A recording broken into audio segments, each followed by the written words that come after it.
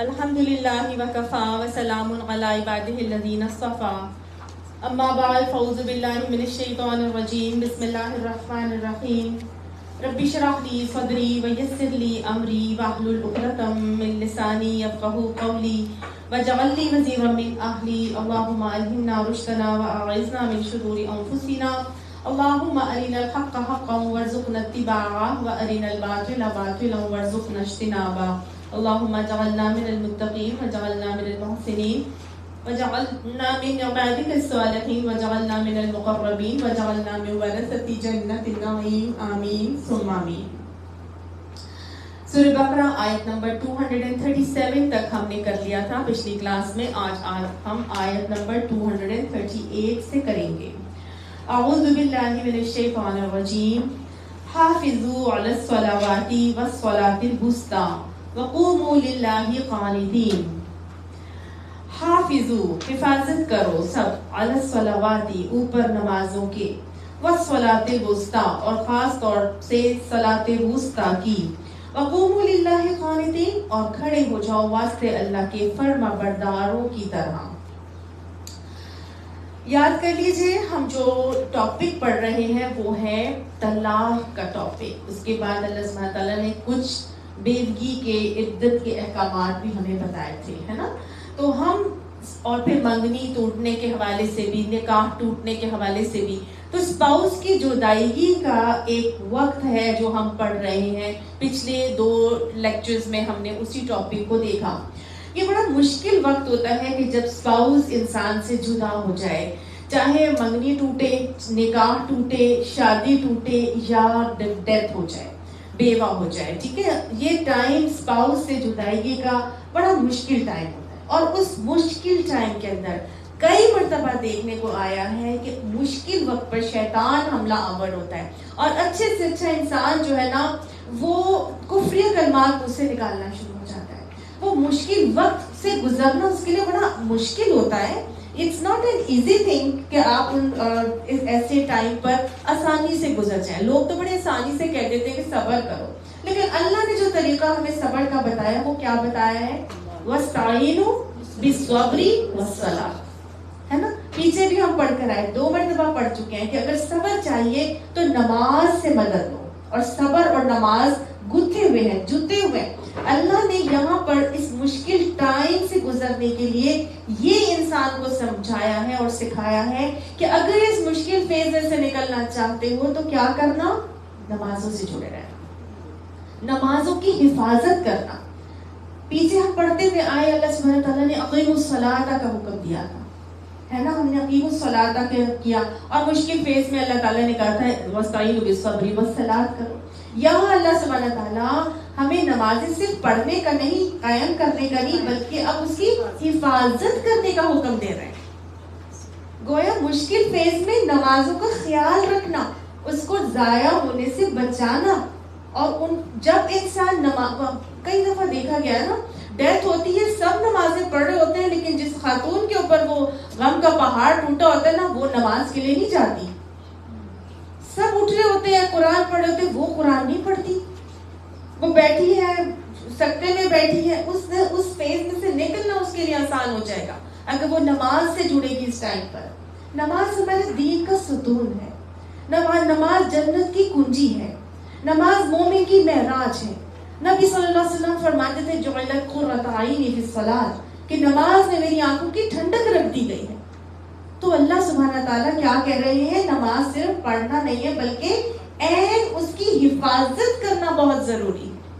نماز کی حفاظت میں کیا کیا چیزیں آتی ہیں؟ چلو ٹھیک ہے، نماز پڑھ لی، ٹھیک ہے پڑھ لی، نماز قائم کر لی، دوسروں کو بھی پڑھا دی ہم نے، کہہ کے ہم نے دیکھا تھا نماز قیام کا کافی لمبا مفہوم تھا، لیکن نماز کی حفاظت کا کیا مفہوم ہے؟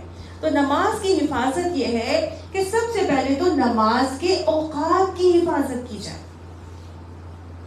اللہ تعالیٰ قرآن پاک میں فرماتے ہیں ان الصلاۃ کانت علی المؤمنین کتابا موقوتا، نماز مومنوں کے اوپر وقت کی پابندی کے ساتھ لکھ دی گئی ہے، فرض کر دی گئی ہے۔ تو پابندی وقت کے ساتھ نمازوں کی ادائیگی کی جائے، اپنے ڈیلی روٹین کو نمازوں کے ساتھ ترتیب دیا جائے، نہ کہ یہ کہ سارے کام کر لوں گی اور پھر نماز پڑھ لوں گی، سارا دن گزار لیا اور آخر میں آ کے جو ہے وہ نمازیں ساری ادا کرنی کہ جی چلو 5 ہی پڑھنی تھی، ٹھیک ہے میں اب رات کو جا کے ساری نمازیں پڑھ لوں گی.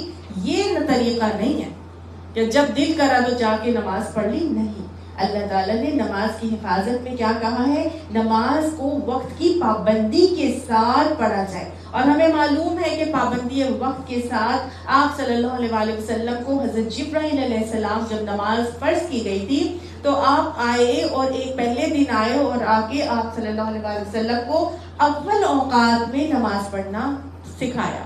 اس کے بعد اگلے دن آئے اور اس میں آخر وقت پہ نماز پڑھنے کی ادائیگی کا طریقہ بتایا. اور وہ سورج کے اتارنے اور چڑھنے اور اس کے غروب ہونے اور اس سے پہلے کے ٹائمنگز کے حوالے سے سایوں کے حساب سے آپ صلی اللہ علیہ وسلم نے اس کو نماز کے اوقات بتائے تھے. اور اس کے حساب سے اگر ہم اس حدیث کے حوالے سے دیکھتے ہیں تو ہر نماز کے اول اوقات مختلف بتا دیے گئے. مثال کے طور پر فجر کا اول وقت وہ ہے جب سورج کی روشنی نہیں نکلی ہوتی، وہ اول وقت ہوتا ہے. قضا ہونا تو تب ہے کہ جب وہ سورج جو ہے وہ طلوع ہو جائے گا، مطلب پوری اس کی روشنی آ جائے گی، جب اشراق شروع ہوتا ہے تب اس کے بعد قضا ہو جاتی ہے نماز. لیکن اس سے اول وقت کون سا ہوتا ہے؟ جب اندھیرا قائم ہوتا ہے، ٹھیک ہے، تو وہ اول وقت ہے. آخر وقت کون سا تھا؟ اول وقت وہ تھا جب اندھیرا تھا برقرار، اور آخر وقت وہ تھا جب اس کے بعد پھر وہ قضا ہو جاتی ہے. تو اس کے اندر بھی جو بہترین وقت ہے وہ ہے جب تک کہ اندھیرا قائم ہوتا ہے. ظہر کا وقت اول وقت اور آخر وقت کے حوالے سے آپ صلی اللہ علیہ وسلم کا طریقہ یہ تھا کہ گرمیوں میں آپ صلی اللہ علیہ وسلم ظہر ٹھنڈی کر کے پڑھتے تھے، یعنی تھوڑا سا لیٹ پڑھتے تھے، اور سردیوں میں ظہر ارلی پڑھتے تھے، یعنی کہ فوراً جیسے ہی زوال کا وقت ہوا اس کے فوراً بعد ہی آپ صلی اللہ علیہ وسلم ظہر کا وقت جو ہے وہ کہ اس کی اول وقت شروع ہو جاتا ہے اور اینڈ تک نہیں پڑھتے تھے. پھر اس کے بعد جو عصر کا وقت ہے وہ تو جیسے ہی عصر سایہ انسان کا ڈبل ہوتا ہے عصر کا وقت شروع ہو جاتا ہے، اور وہ اس وقت ہوتا ہے کہ جب ہماری جو فقہ حنفی کے حوالے سے جو ہماری مسجدوں میں اذان دی جاتی ہے یہ کافی لیٹ دی جاتی ہے. تو اگر ہم دیکھیں حنبلی مسلک کے ساتھ تو پھر وہ صحیح وقت ان کے اندر پتہ چلتا ہے کہ اہل حدیث سے جو آپ کہہ لیجئے وہ جس وقت اذان کا ٹائم آتا ہے عصر کا اسی وقت نماز پڑھ لی جائے، وہ ہے عصر کی نماز کا اول وقت اور بہترین وقت. کیونکہ آگے ابھی ہم دیکھیں کہ اللہ سبحانہ تعالیٰ نے اس آیت میں ہی آگے بتا دیا ہے کہ والصلاۃ الوسطیٰ، خاص طور سے عصر کی نماز کی حفاظت تو بہت زیادہ ضروری ہے. ٹھیک ہے، تو عصر کی نماز کی کیا سگنیفیکینس ہے انشاءاللہ آگے بڑھیں گے بتاؤں گی آپ کو، لیکن عصر کا نماز میں اول وقت میں ادائیگی کر لینا بہت ضروری ہے. پھر مغرب کے جو 10 منٹس یا 10 to 12 منٹس اذان کے فوراً بعد کا جو وقت ہے وہ بہترین وقت ہے، لیکن پورا 1 گھنٹہ ہوتا ہے جس میں ہم مغرب کی نماز کو پڑھ سکتے ہیں اذان سے لے کر جب تک کہ 1 گھنٹہ اس کا پورا ہوتا ہے، پوری اندھیرا نہ چھا جائے. اور عشاء کا جو بہترین وقت نبی صلی اللہ علیہ وسلم کی سنت سے پتہ چلتا ہے وہ یہ ہے کہ آپ صلی اللہ علیہ وسلم عشاء اس وقت پڑھتے تھے جب آپ نے سارے کام کاج ختم کر کے اور بستر پر جانا ہوتا تھا، اس سے پہلے آپ صلی اللہ علیہ وسلم عشاء کی نماز کی ادائیگی کیا کرتے تھے. ٹھیک ہے، پھر اس کے بعد آپ صلی اللہ علیہ وسلم دنیاوی کوئی کام نہیں کرتے تھے اور صرف بستر پر چلے جاتے تھے. ٹھیک ہے، تو یہ بہترین ٹائم ہے عشاء کی نماز کو ادا کرنے کا، اور اس میں یہ کہا جاتا ہے کہ آدھی رات سے پہلے اس کو ادا کر لیا جائے. تو آدھی رات سردیاں ہوں یا گرمیاں ہوں، اس میں آدھی رات کا ٹائم 12 بجے بنتا ہے. میں نے کیلکولیٹ کر کے دیکھا ہے اس کو، سردیاں ہوں عشاء جس وقت ہوتی ہے اور فجر جب ہوتی ہے، یا گرمیاں ہوں عشاء اور فجر کے درمیان کا ٹائم جو بنتا ہے وہ 12 بجے کا ہی بنتا ہے. تو 12 بجے کا ٹائم آدھی رات کا ٹائم ہوتا ہے، چاہے سردیوں میں گرمیاں. اس سے پہلے پڑھ لیا جائے تو سب سے اچھا ہے، کیونکہ 1/3 ٹائم پر تو پھر تہجد کا وقت شروع ہو جاتا ہے. آخری 1/3 میں اس وقت اللہ سبحانہ تعالیٰ آسمان دنیا پر آتے ہیں. ٹھیک ہے، اب آپ سے اللہ سبحانہ تعالیٰ نے یہاں پہ کیا بتایا کہ کیا کرنا، حافظوا علی الصلوات، اپنی نمازوں کی حفاظت کرنا. اس میں نمازوں کے اوقات کے بعد کس چیز کی حفاظت ہے؟ نماز کے انداز کی حفاظت کی جائے. کیسے نماز کو پڑھا جائے؟ صلو کما رأیتمونی اصلی، نبی صلی اللہ علیہ وسلم نے فرمایا نماز ایسے پڑھو جیسے تم مجھے نماز پڑھتے ہوئے دیکھتے ہو. تو تو گویا نماز کے انداز کی حفاظت کیسے ہوگی؟ جیسے جیسے نبی صلی اللہ علیہ وسلم کی نماز کا طریقہ تھا. آپ لوگوں کے پاس ہے نماز نبوی کی کتاب؟ نماز نبوی ہے آپ لوگوں کے پاس؟ پڑھی بھی ہے آپ لوگوں نے؟ جنہوں نے نہیں پڑھی وہ کائنڈلی ہاتھ ریز کر دیں. ٹھیک ہے، انشاءاللہ ہم ایسا کریں گے کہ تھوڑا سا ترجمہ اپنا ختم ہو جائے، اس کے بعد نماز نبوی کو ہم گو تھرو کریں گے تاکہ سب کو پتا ہو کہ نماز نبوی میں نبی صلی اللہ علیہ وسلم کی نماز کا کیا انداز اور طریقہ تھا. تو ہم انشاءاللہ اس نماز نبوی والی بک سے گو تھرو کر لیں گے. ٹھیک ہے، تو نماز کے انداز کی حفاظت کی جائے. اس کے ساتھ ساتھ جو ہم نے نماز کا جو لباس پہنا ہوتا ہے اس کی حفاظت کی جائے. یہ نماز کا لباس کیا ہے کہ وہ جگہ جہاں نماز پڑھی جا رہی ہے وہ پاک ہونی چاہیے، وہ کپڑا جس کے اوپر نماز پڑھی جا رہی ہے وہ پاک ہونا چاہیے، جو لباس پہن کے نماز پڑھی جا رہی ہے وہ پاک ہونا چاہیے. تو گویا آپ کے نماز کے لباس کی حفاظت بھی پراپر طریقے سے ہونا چاہیے. اب آپ خود تو پہن لیں سلیو لیس اور اس کے بعد نماز آپ نے پڑھ لی ایک بڑی سی چادر لے کر، اور اس کے بعد نماز پڑھنے کے بعد چادر اتاری اور پھینکا اور پھر اسی سلیو لیس پہ جو ہے آپ آگے چلے گئے. تو کیا وعدے کیے تھے اللہ سبحانہ تعالیٰ سے؟ اللہ سے جو وعدے کیے تھے نماز میں کہ ایاک نعبد و ایاک نستعین، کہ صرف تیری عبادت اور بندگی کروں گی اور صرف تیری سے مدد مانگوں گی، اور اس کے بعد حالات وہی ہو جائیں جو میرا دل کرے گا میں وہی کروں گی. مجھ سے نہیں پہنا جاتا یہ والا لباس جو اللہ نے نماز کی حالت میں مجھے کہا ہے کہ پہن کر آؤ. کئی لوگوں کو آپ نے حرم میں بھی دیکھا ہوگا وہ کس طرح کے لباس میں ہوتے ہیں اور پھر اس کے بعد ایک چیز چڑھا لیتے ہیں اپنے اوپر، نیچے سے بھی چڑھا لیتے ہیں اوپر سے بھی نماز کے وقت پہ چڑھا لیتے ہیں اور بعد میں اتار کے یہ جا اور وہ جا اور پتہ نہیں ہوتا. تو اللہ کو یہ چیز پسند نہیں ہے. اللہ سے جو وعدے معاہدے میں نے آپ نے نماز میں کیے ان وعدوں کی بھی تو حفاظت کرنی ہے نا. یہ صرف اورلی باتیں تو نہیں تھی کرنے والی، ان تمام باتوں کی حفاظت کی جائے جو وعدے ہم نے اللہ تعالیٰ سے کیے تھے. اور پھر آپ یہ دیکھیں کئی لوگ نماز پڑھتے ہیں اور نماز پڑھنے کے ساتھ ان کو معلوم ہی نہیں ہے کہ وہ کیا بول رہے ہیں، پتہ ہی نہیں ہے کہ نماز میں ہم کیا بول رہے ہیں اللہ تعالیٰ سے. ہم کلام ہو رہے ہیں نا. حضرت عمر نے فرمایا تھا نا کہ جب میں نے اللہ سے باتیں کرنی ہوتی ہیں تو میں نماز پڑھتا ہوں. تو ہم اللہ سے باتیں کرتے ہیں. اللہ تعالیٰ قرآن پاک میں فرماتے ہیں وَيْلٌ لِّلْمُصَلِّينَ، نمازیوں کے لیے جہنم کی گہری کھائی ویل ہے، ہلاکت ہے، تباہی ہے، بربادی ہے. کن کے لیے؟ للمصلین، نمازیوں کے لیے. یہ کون سے نمازی ہیں جو نماز بھی پڑھ رہے لیکن جہنم کی گہری کھائی ویل میں جا رہے؟ اس ویل میں جہاں پہ ڈالا جائے پتھر تو 70 سال لگے اس کی تہہ کو پہنچنے پہ. کون سے نمازی ہیں جو نماز بھی پڑھ رہے لیکن وہ جہنم کی گہری کھائی میں جا رہے؟ الذین هم عن صلاتهم ساہون، یہ وہ لوگ ہیں جو اپنی نمازوں سے غافل ہیں. انہیں پتہ ہی نہیں کہ وہ نماز میں کیا پڑھ رہے ہیں، انہیں معلوم ہی نہیں کہ وہ اللہ سے کون سے وعدے معاہدے کر رہے ہیں. کیا ہمیں معلوم ہوتا ہے کہ ہم کس کے آگے کھڑے ہیں، ہم کس طرح سے اللہ تعالیٰ سے باتیں کر رہے ہیں، ہم کیا معاہدے کر رہے ہیں اللہ تعالیٰ سے؟ یا وہ ہے کہ ہم غافل والی نماز پڑھ رہے ہیں؟ ایسا نہ ہو کہ ہم نمازیں بھی پڑھ رہے ہوں اور ہماری نمازوں سے ہم غافل ہوں اور پھر وہی ویل ہمارے حصے میں آ جائے. تو یہ ہے نماز کی حفاظت کہ مجھے اور آپ کو نمازوں کی پراپر حفاظت کرنی ہے. اللہ ہمیں نمازوں کو پراپر حفاظت کے ساتھ پڑھنے کی توفیق عطا فرمائے. تو گویا نماز میں پراپر خشوع خضوع کے ساتھ اس کی ایک ایک لفظ کے اوپر غور کیا جائے. نماز جس وقت پڑھا جاتا ہے اور اس طرح حفاظت اور خشوع کے ساتھ جب کی جاتی ہے تو قرآن پاک میں ان جنت کے وارثین کی صفات بتا دی گئی ہیں سورہ مومنون کے لیے کہ کیا کرتے ہیں والذین هم علی صلواتہم یحافظون. وہ ہے جنت کے وارث جو اپنی نمازوں کی حفاظت کرتے ہیں. اولئک هم الوارثون الذین هم یرثون جنت الفردوس هم فیہا خالدون. یہ وہ لوگ ہیں جو نمازوں کی حفاظت کرتے ہیں، یہی تو جنت کے وارث ہوں گے. تو اللہ ہمیں نمازوں کی پراپر حفاظت کرنے کی توفیق عطا فرمائے. یہ تو قرآن بتاتا ہے کہ جب جہنم میں لوگ جہنمیوں سے پوچھیں گے کہ کیا چیز تمہیں دوزخ میں لے گئی، صحابہ اعراف پوچھیں گے نا جہنمیوں سے، تو وہ آگے سے کیا کہیں گے؟ لم نک من المصلین، ہم نماز نہیں پڑھتے. اللہ ہمیں نمازوں کی پراپر حفاظت کی توفیق عطا فرمائے. تو اللہ تعالیٰ نے کہا اپنی نمازوں کی حفاظت کرو، خاص طور سے کس نماز کی؟ والصلاۃ الوسطیٰ، صلاۃ وسطیٰ کی حفاظت کرو خاص طور سے. ایک نماز اللہ نے خاص مینشن کی ہے کہ یہ تو وہ نماز ہے کہ اس کی حفاظت تم سے چھوٹنے ہی نہ پائے. کون سی ہے یہ نماز؟ وسط سے پتہ چل رہا ہے درمیان، وسط درمیانی کو کہا جاتا ہے. تو اگر ہم 5 نمازوں کو دیکھیں تو فجر، ظہر، نیچے سے عشاء اور مغرب، اور درمیانی کون سی بچی؟ عصر.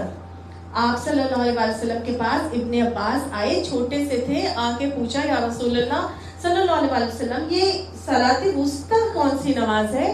تو آپ صلی اللہ علیہ وسلم نے اسی طرح ان کا ہاتھ چھوٹا سا پکڑا اور پھر اسی انگوٹھے سے اس طرح کیلکولیٹ کرنا شروع کیا، کاؤنٹ کیا، اور پھر جب یہ مڈل فنگر ایک دو طرف ادھر سے جیسے بھی میں نے آپ کے سامنے کیا تھا، پھر آپ صلی اللہ علیہ وسلم نے انگلی پکڑ کے پوچھا یہ کیا بنی؟ تو انہوں نے کہا کہ یہ عصر. تو آپ صلی اللہ علیہ وسلم نے فرمایا بس یہی صلاۃ وسطیٰ ہے.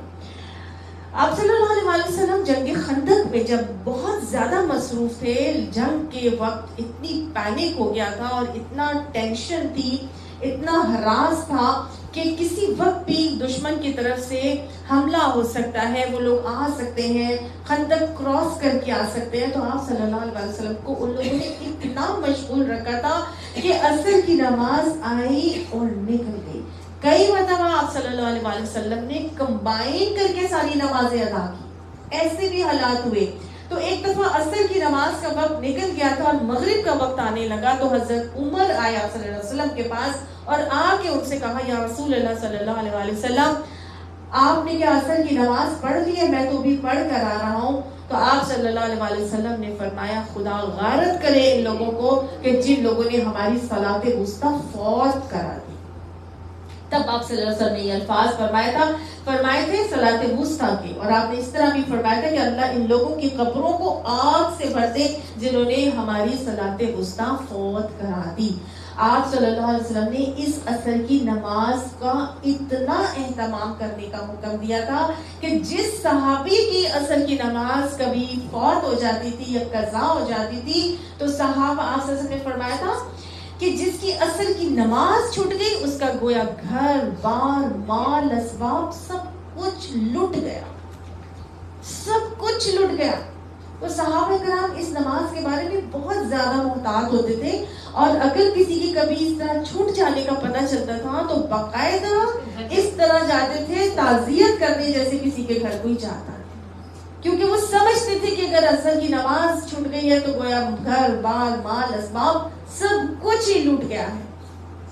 ہمیں احساس ہی نہیں ہوتا، عصر کی نماز کا وقت آتا ہے اور نکل جاتا ہے اور ہمیں ذرا احساس نہیں ہوتا. ہم اپنے کاموں میں مصروف ہوتے ہیں، یا ہم بازاروں میں ہوتے ہیں، یا ہم کسی پارٹیز میں ہوتے ہیں، یا اور نہیں تو ہم سو رہے ہوتے ہیں. یہ وہ وقت ہوتا ہے جب خاص طور سے مرد اپنے سارے دن بھر کے روٹین کو سمیٹ کر اپنے اپنے گھروں پہ جانے کے لیے پر تول رہے ہوتے ہیں. ہوتا ہے نا، جلدی جلدی کام وائنڈ اپ کریں اور تاکہ ہم پھر اپنے اپنے گھروں کو کوچ کریں. اللہ نے کہہ دیا ایسے اوقات میں بھی نماز مس نہیں ہونی چاہیے. 2 ہی تو نمازیں ہیں جن کی قسم اللہ نے اٹھائی ہے قرآن پاک میں. والفجر، ایک فجر کی نماز، اور کون سی؟ والعصر، عصر کی نماز کی قسم اٹھائی ہے. یہ منافق ہے جس کی عصر کی نماز لیٹ ہوتی ہے، لیٹ پڑتا ہے، اور اس کے لیے آپ صلی اللہ علیہ وسلم نے اس کی پہچان بتا دی منافق کی کہ یہ منافق کی عصر کی نماز کی پہچان یہ ہے کہ وہ بیٹھا سورج کو تاکتا رہتا ہے، اور حتیٰ کہ جب اس میں زردی آ جاتی ہے تو وہ اٹھتا ہے اور 4 ٹھونگے مارتا ہے اور اپنے رب کو کم ہی یاد کرتا ہے. منافق کی پہچان اللہ نے فرمائی قرآن پاک میں وَإِذَا قَامُوا إِلَى الصَّلَاةِ قَامُوا كُسَالَىٰ، جب نماز پڑھنے کے لیے آتے ہیں تو وہ سستی سے آتے ہیں، دل نہیں چاہ رہا ہوتا. يَذْكُرُونَ اللَّهَ إِلَّا قَلِيلًا، وہ اللہ کو کم ہی یاد کرتے ہیں. تو منافق کی نماز ہے نا کہ وہ ایک تو سستی سے اٹھتا ہے، بیٹھا ٹالتا رہتا ہے، اور جب ٹائم بالکل نکے پر آ جاتا ہے کہ بس اب قضا ہوئی تو اٹھتا ہے جلدی فٹافٹ جاتا ہے اور 4 ٹھکریں مارتا ہے اور بس اللہ کو تو کم ہی یاد کرتا ہے. منافق کی پہچان ہے. مومن کی پہچان کیا ہوگی؟ جیسے ہی نماز کا وقت داخل فوراً نماز کے لیے جاتا ہے.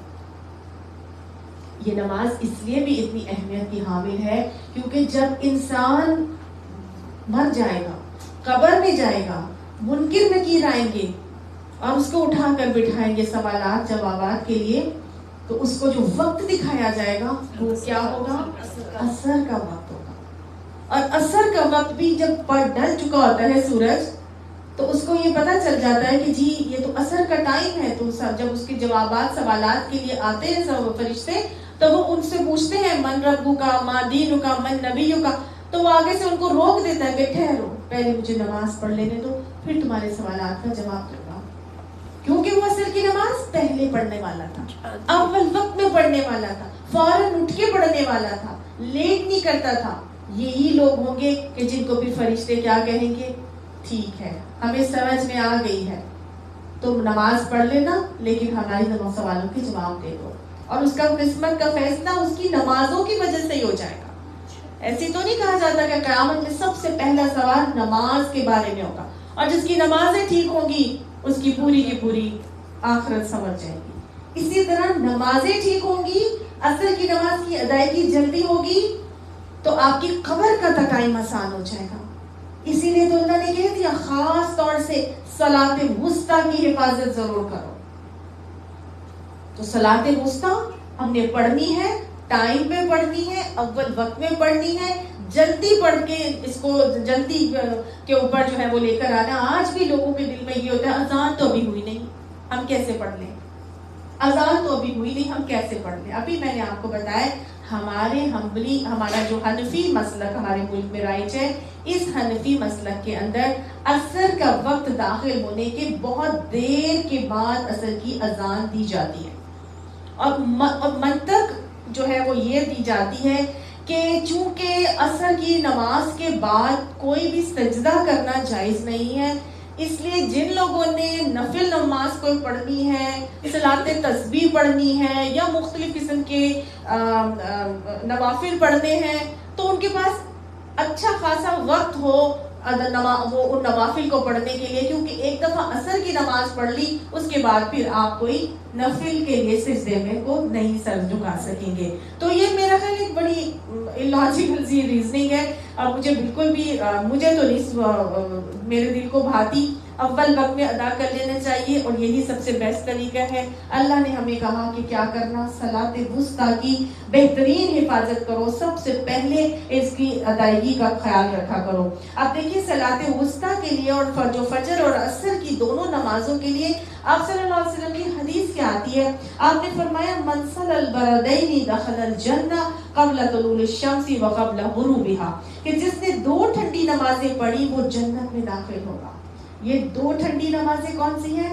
فجر کی قبل طلوع الشمس وقبل غروبها, یعنی عصر اور فجر کی نمازوں کو پڑھنے والا, باقاعدگی سے پڑھنے والوں کو اللہ تعالیٰ جنت میں ضرور داخل کریں گے. اور نہ صرف داخل کریں گے بلکہ اگلی حدیث میں تو اتنی خوبصورت خوشخبری ہے ان لوگوں کے لیے جو فجر اور عصر کی نماز پڑھنے والے ہوتے ہیں, وہ اللہ کا دیدار نصیب ہوگا. سبحان اللہ. آپ صلی اللہ علیہ وسلم نے فرمایا کہ تم اللہ کو اس طرح دیکھو گے جس طرح سورج کو دیکھتے ہو. تمہیں اسے دیکھتے ہوئے آنکھیں تو نہیں چوندھی آتی, اور اگر ایسا کرنا چاہتے ہو کہ اللہ کو دیکھو اور آنکھیں نہ چوندھی آئیں تو کیا کرو؟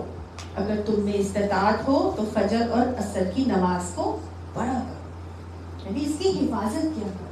تو عصر کی نماز اور فجر کی نماز کی خاص طور سے حفاظت کرنے والوں کو اللہ کا دیدار نصیب ہوگا, اور ایسے اللہ کا دیدار ہوگا کہ آنکھیں نہیں چوندھی آئیں گی. بالکل جیسے بادل آئے ہوئے ہوتے ہیں تو ہم سورج کو دیکھ سکتے ہیں نا, بادل آئے ہوتے ہیں تو کیسے ہم آسانی سے سورج کو دیکھ لیتے ہیں, ہماری آنکھوں کو کچھ بھی نہیں ہوتا. بالکل اس طرح اللہ کا دیدار بھی ان لوگوں کو نصیب ہوگا جو فجر اور عصر کو پڑھنے والے, ان کی حفاظت کرنے والے اور کنٹینیوٹی کے ساتھ اس کو پڑھنے والے ہوں گے. اللہ نے فرمایا کہ نمازیں پڑھو گے تو دھیان رکھنا کہ تم ان چیز میں نا 3 چیزیں بتائی جا رہی ہیں. ایک تو یہ کہ نماز کے انداز کو, نماز کی حفاظت اور اس کے اندر خشوع خضوع کا اہتمام. تو اللہ تعالیٰ فرماتے ہیں وَقُومُوا لِلَّهِ قَانِتِينَ. اور جب نماز پڑھو تو کیسے پڑھو اللہ کے لیے؟ کھڑے ہو جاؤ ایسے جیسے فرما بردار کھڑے ہوتے ہیں, قانتین کھڑے ہوتے ہیں, فرما برداروں کی طرح. آپ کیسے اس کو لیں گے؟ دیکھیں آپ جب ہم اپنے والدین کے سامنے کھڑے ہوتے ہیں تو کیسے کھڑے ہوتے ہیں؟ بڑے ادب کے ساتھ, بڑے احترام کے ساتھ. قرآن میں آتا ہے نا کہ وَخْفِضْ لَهُمَا جُنَاحَ الذُّلِّ مِنَ الرَّحْمَةِ, اپنے کندھوں کو جھکا کر اپنے والدین کے ساتھ رکھا. تو انسان اپنے والدین یا کسی بھی اپنے بزرگ یا کسی بھی اپنے بڑے کے سامنے یا اپنے پوسٹ سے بڑے کسی سینئر کے سامنے جب آپ کھڑے ہوتے ہیں تو کیسے کھڑے ہوتے ہیں؟ ایک فرما بردار کی طرح, ایک رسپیکٹ کی طرح اس کے سامنے کھڑے ہوتے ہیں. ہمیشہ میں یہ آپ کو مثال دیا کرتی ہوں کہ جب انسان پرنسپلز آفس میں بچپن میں جاتا تھا تو کیسے جاتا تھا؟ سب نے اسکولنگ کی ہے, سب اپنے پرنسپل کے آفس میں گئے ہوں گے, تو کیا حال ہوتا ہے؟ کانپتے ہوئے, ڈرتے ہوئے, کیا ادھر ادھر دیکھتے رہتے ہیں آفس میں جا کے, پرنسپل کے آفس میں آنکھیں نیچی, ہاتھ بندے ہوئے, ادھر سے ادھر بھی نہیں ہل رہا, چاہے خارش بھی ہو رہی ہو, خارش بھی نہیں کرتا کوئی انسان پہ, ہے نا. یہ انداز ہونا چاہیے کہ ہم کس کے سامنے کھڑے ہیں, اللہ کے سامنے فرما برداروں کی طرح کھڑے ہو جائیں. ہمیشہ آپ کو خشوع کی کیفیت ہی اس وقت بنے گی جب آپ یہ فیلنگ لے کر آئیں گے. امام راضی سے کسی نے پوچھا تھا نا کہ آپ خشوع کیسے لے کر آتے ہیں, تو انہوں نے کہا تھا میں یہ سمجھتا ہوں کہ آگے میرے خانہ کعبہ ہے اور پیچھے میرے ملک الموت کھڑا ہے کہ ادھر سلام پھیرا اور ادھر اس نے میری جان نکال لی, اور دائیں بائیں جنت کے باغات ہیں اور قدموں کے نیچے جہنم ہے. پھر مجھے خشوع پیدا کرنے میں ذرا بھی دقت نہیں ہوگی. ایک تو یہ کیفیت کر لی جائے جی.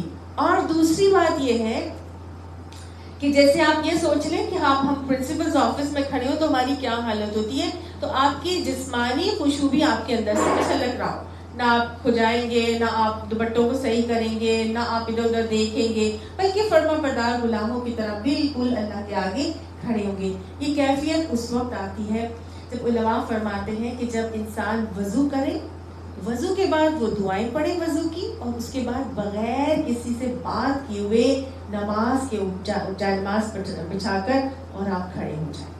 اور ہمیشہ نماز اس جگہ پڑھے جہاں پہ آنا جانا لوگوں کی آمد و رفت نہ ہو, تو انشاءاللہ خشوع میں بہت فائدہ ہوگا. ٹھیک ہے. اور ایک بات اور ہے کہ خشوع اس وقت انسان کا آتا ہے جب ہم ہر وقت ایک چیز کو یاد کرتے ہیں. جب ایک چیز کو یاد کرتے ہیں, اللہ کا زبان پہ ذکر ہر وقت ہوگا, ہر چیز میں ہم اللہ کو دیکھ رہے ہوں گے, ہر چیز سے ہم اللہ کو شکر میں ہوں گے کہ اللہ تیرا شکر ہے. جیسے آج ہم یہاں بیٹھے تو ہم اللہ کا شکر ادا کر کے بیٹھے, ہمیں کوئی چیز نظر آ جاتی ہے, لائٹ ہے, پنکھا چل رہا ہے, ہم شکر ادا کریں, ہمیں اس میں اللہ نظر آ رہا ہے کہ اللہ تیرا شکر ہے کہ تو نے آج ہمیں یہ توفیق دے دی کہ ہم اس طرح نہیں بلکہ اس طرح بیٹھے. تو یہ کیا ہے, اس میں پنکھے میں بھی ہمیں اللہ نظر آ رہا ہے. تو جب انسان کی زبان ذکر والی بن جاتی ہے نا, اور ہر چیز میں وہ اللہ کا شکر کرنے والا بنتا ہے, الحمدللہ الحمدللہ الحمدللہ سبحان اللہ اللہ اکبر, کوئی نہ کوئی بات اس کی زبان پہ ذکر جاری ہوتا ہے نا, تو 60 سے 70% خشوع تو اسی وقت آ جاتا ہے انسان کے اندر. پھر اس کو اصل خشوع پیدا کرنے میں دیر نہیں لگتی.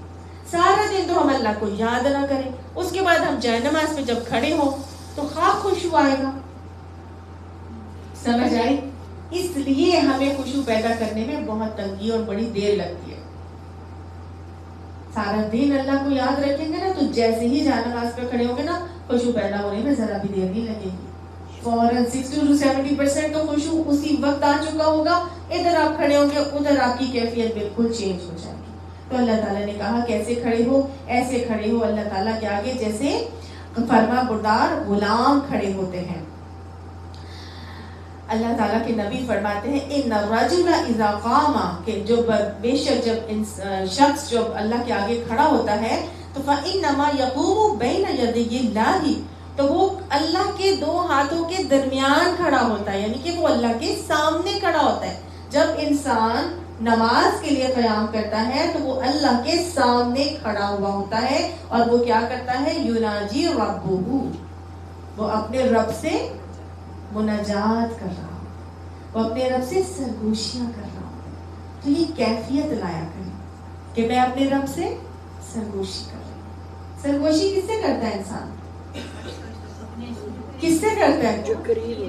یس، جو آپ سے سب سے قریب ہوتا ہے، آپ اس سے آہستہ آہستہ بات کرتے ہیں، آپ کا دل چاہتا ہے آپ ہر راز کی بات اس سے شیئر کریں، سرگوشی کریں، اس کو ایک ایک بات اپنی بتائیں. تو جب نبی نے فرما دیا کہ جب انسان قیام میں ہوتا ہے تو اپنے رب کے آگے کھڑا ہوتا ہے اور اپنے رب سے سرگوشی کر رہا ہوتا ہے. اس کیفیت کو فیل کریں گے تو انشاءاللہ نمازوں میں اور زیادہ بہتری آ جائے گی. اللہ ہمیں بہترین طریقے سے نمازوں کی حفاظت کرنے کی توفیق عطا فرمائے. فَإِنْ خِفْتُمْ، بس اگر تم ڈر جاؤ، فرجالن یعنی تم ایسی حالت میں ہو جب تمہیں خوف ہے، خوف کی حالت میں ہو، تو کیا کرو؟ خوف کی حالت میں چھوڑ دو نماز. کیا کیا تھا نبی صلی اللہ علیہ وسلم؟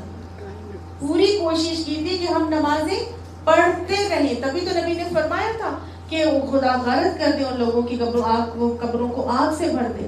یعنی کہ نماز چھوڑنے کی ہرگز بھی اجازت نہیں ہے. اگر تم خوف زدہ حالت میں بھی ہو تو نماز پڑھنے کا طریقہ بتایا جا رہا ہے. فرجالن، کیا کرو؟ پیدل چلتے ہوئے نماز پڑھ لو، اور رکبانن یا سفر کی حالت یا سواری کے اوپر. تو اگر ایسی کوئی حالت آ جاتی ہے کہ خوف ہے تو وہاں پر نماز نہیں پڑھ سکتے. چلتے پھرتے تمہیں جو ہے کوئی کام کرنا ہے، تم چلتے پھرتے ہوئے تمہیں اپنی ڈیوٹی انجام دینی ہے، چلتے پھرتے نماز پڑھ لو. کتنا اچھا دین ہے ہمارا، اللہ نے ہمارے لیے کتنی آسانی کر دی. نماز پڑھنی بھی ہے، چھوڑنی نہیں ہے، وقت کی پابندی کے ساتھ پڑھنی ہے. ایسی حالت ہے جہاں پہ تم کھڑے ہو کر نماز نہیں ادا کر سکتے، وہاں کیسے پڑھ لو؟ چلتے پھرتے نماز پڑھ لو بھائی. تم چلتے پھرتے بھی نماز پڑھ سکتے، طریقہ اللہ تعالیٰ نے چلتے پھرتے بھی آپ نماز پڑھیں گے. اور کیا کرنا ہے؟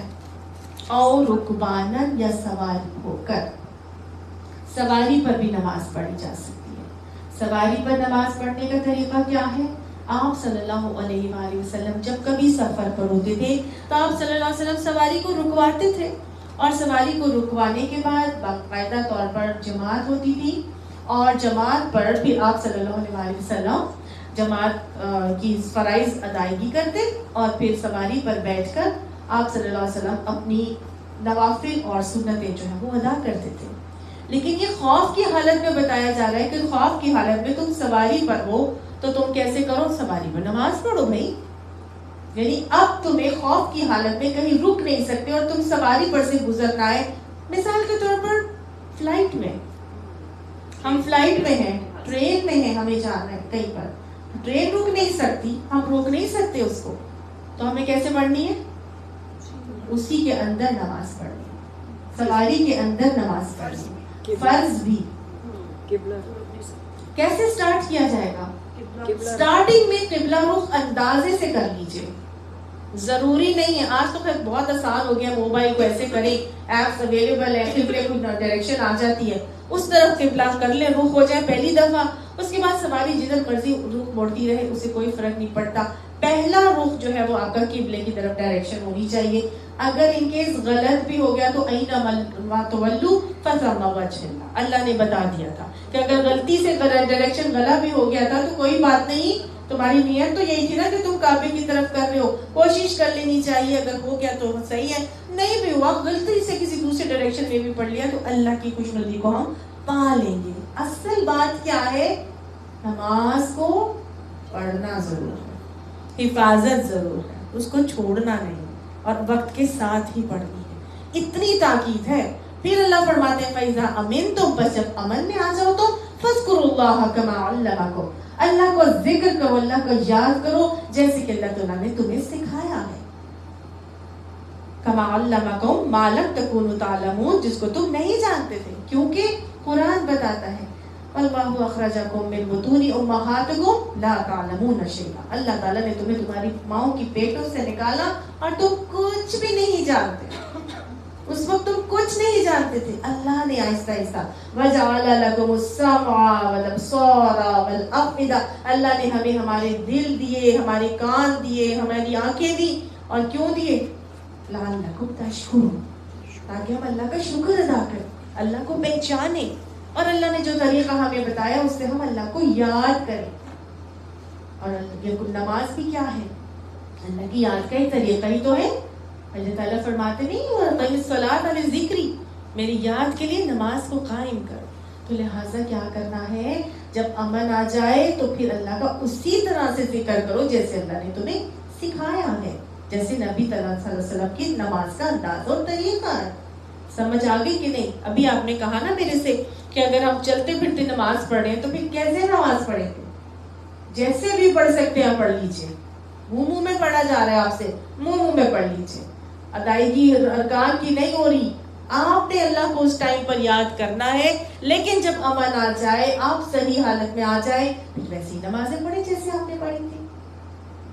اب یہ نہیں ہے کہ اب میں سفر میں ہوں کیا کروں، چلو چلیے دو، ہاں جمع بین الصلاتین کا حکم ہے، وہ آسانی ہے، اگر وہ نیت کر لیتے ہیں تو بہت اچھا ہے، لیکن اگر آپ نہیں جمع کرنا چاہتے اور آپ کہتے ہیں کہ نماز میں نے پڑھنی ہے، ابھی پتہ نہیں میری زندگی کا، پتہ نہیں مجھے ظہر کے بعد اثر نصیب بھی ہو کہ نہ ہو، تو آپ پہلے پڑھ لیتے ہیں، لیکن اب مغرب اور عشاء ہے تو مغرب اور عشاء میں آپ کہتے نہیں میں عشاء کے ساتھ ہی مغرب بھی پڑھوں گی، تو پتہ نہیں اس وقت تک میری زندگی ختم ہو جائے، اور میں کہوں نہیں میں مغرب پڑھ لیتی ہوں، عشاء کا ٹائم آئے گا تو مغرب عشاء دوبارہ ملا کے پڑھ لوں گی۔ ان کیس آپ ایسا کرنا چاہیں تو کیا کریں؟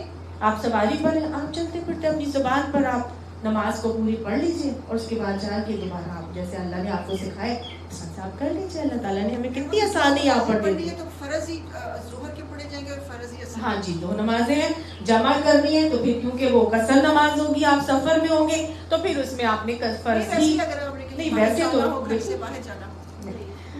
وہ تو پھر پوری نماز پڑھنی ہوتی ہے نا، اگر کہیں آپ نے جانا ہے تو جمع کر کے پڑھنی ہے۔ دو جمع تو سفر میں ہوتی ہے، دو جمع اگر بازار جانا ہے اگر بازار جانا ہے تو دو جمع کر کے نہیں جائیں گے آپ بازار، نہیں کرنی، نہیں کرنی، ٹھیک ہے۔ چھوٹنے سے بہتر ہے کہ آپ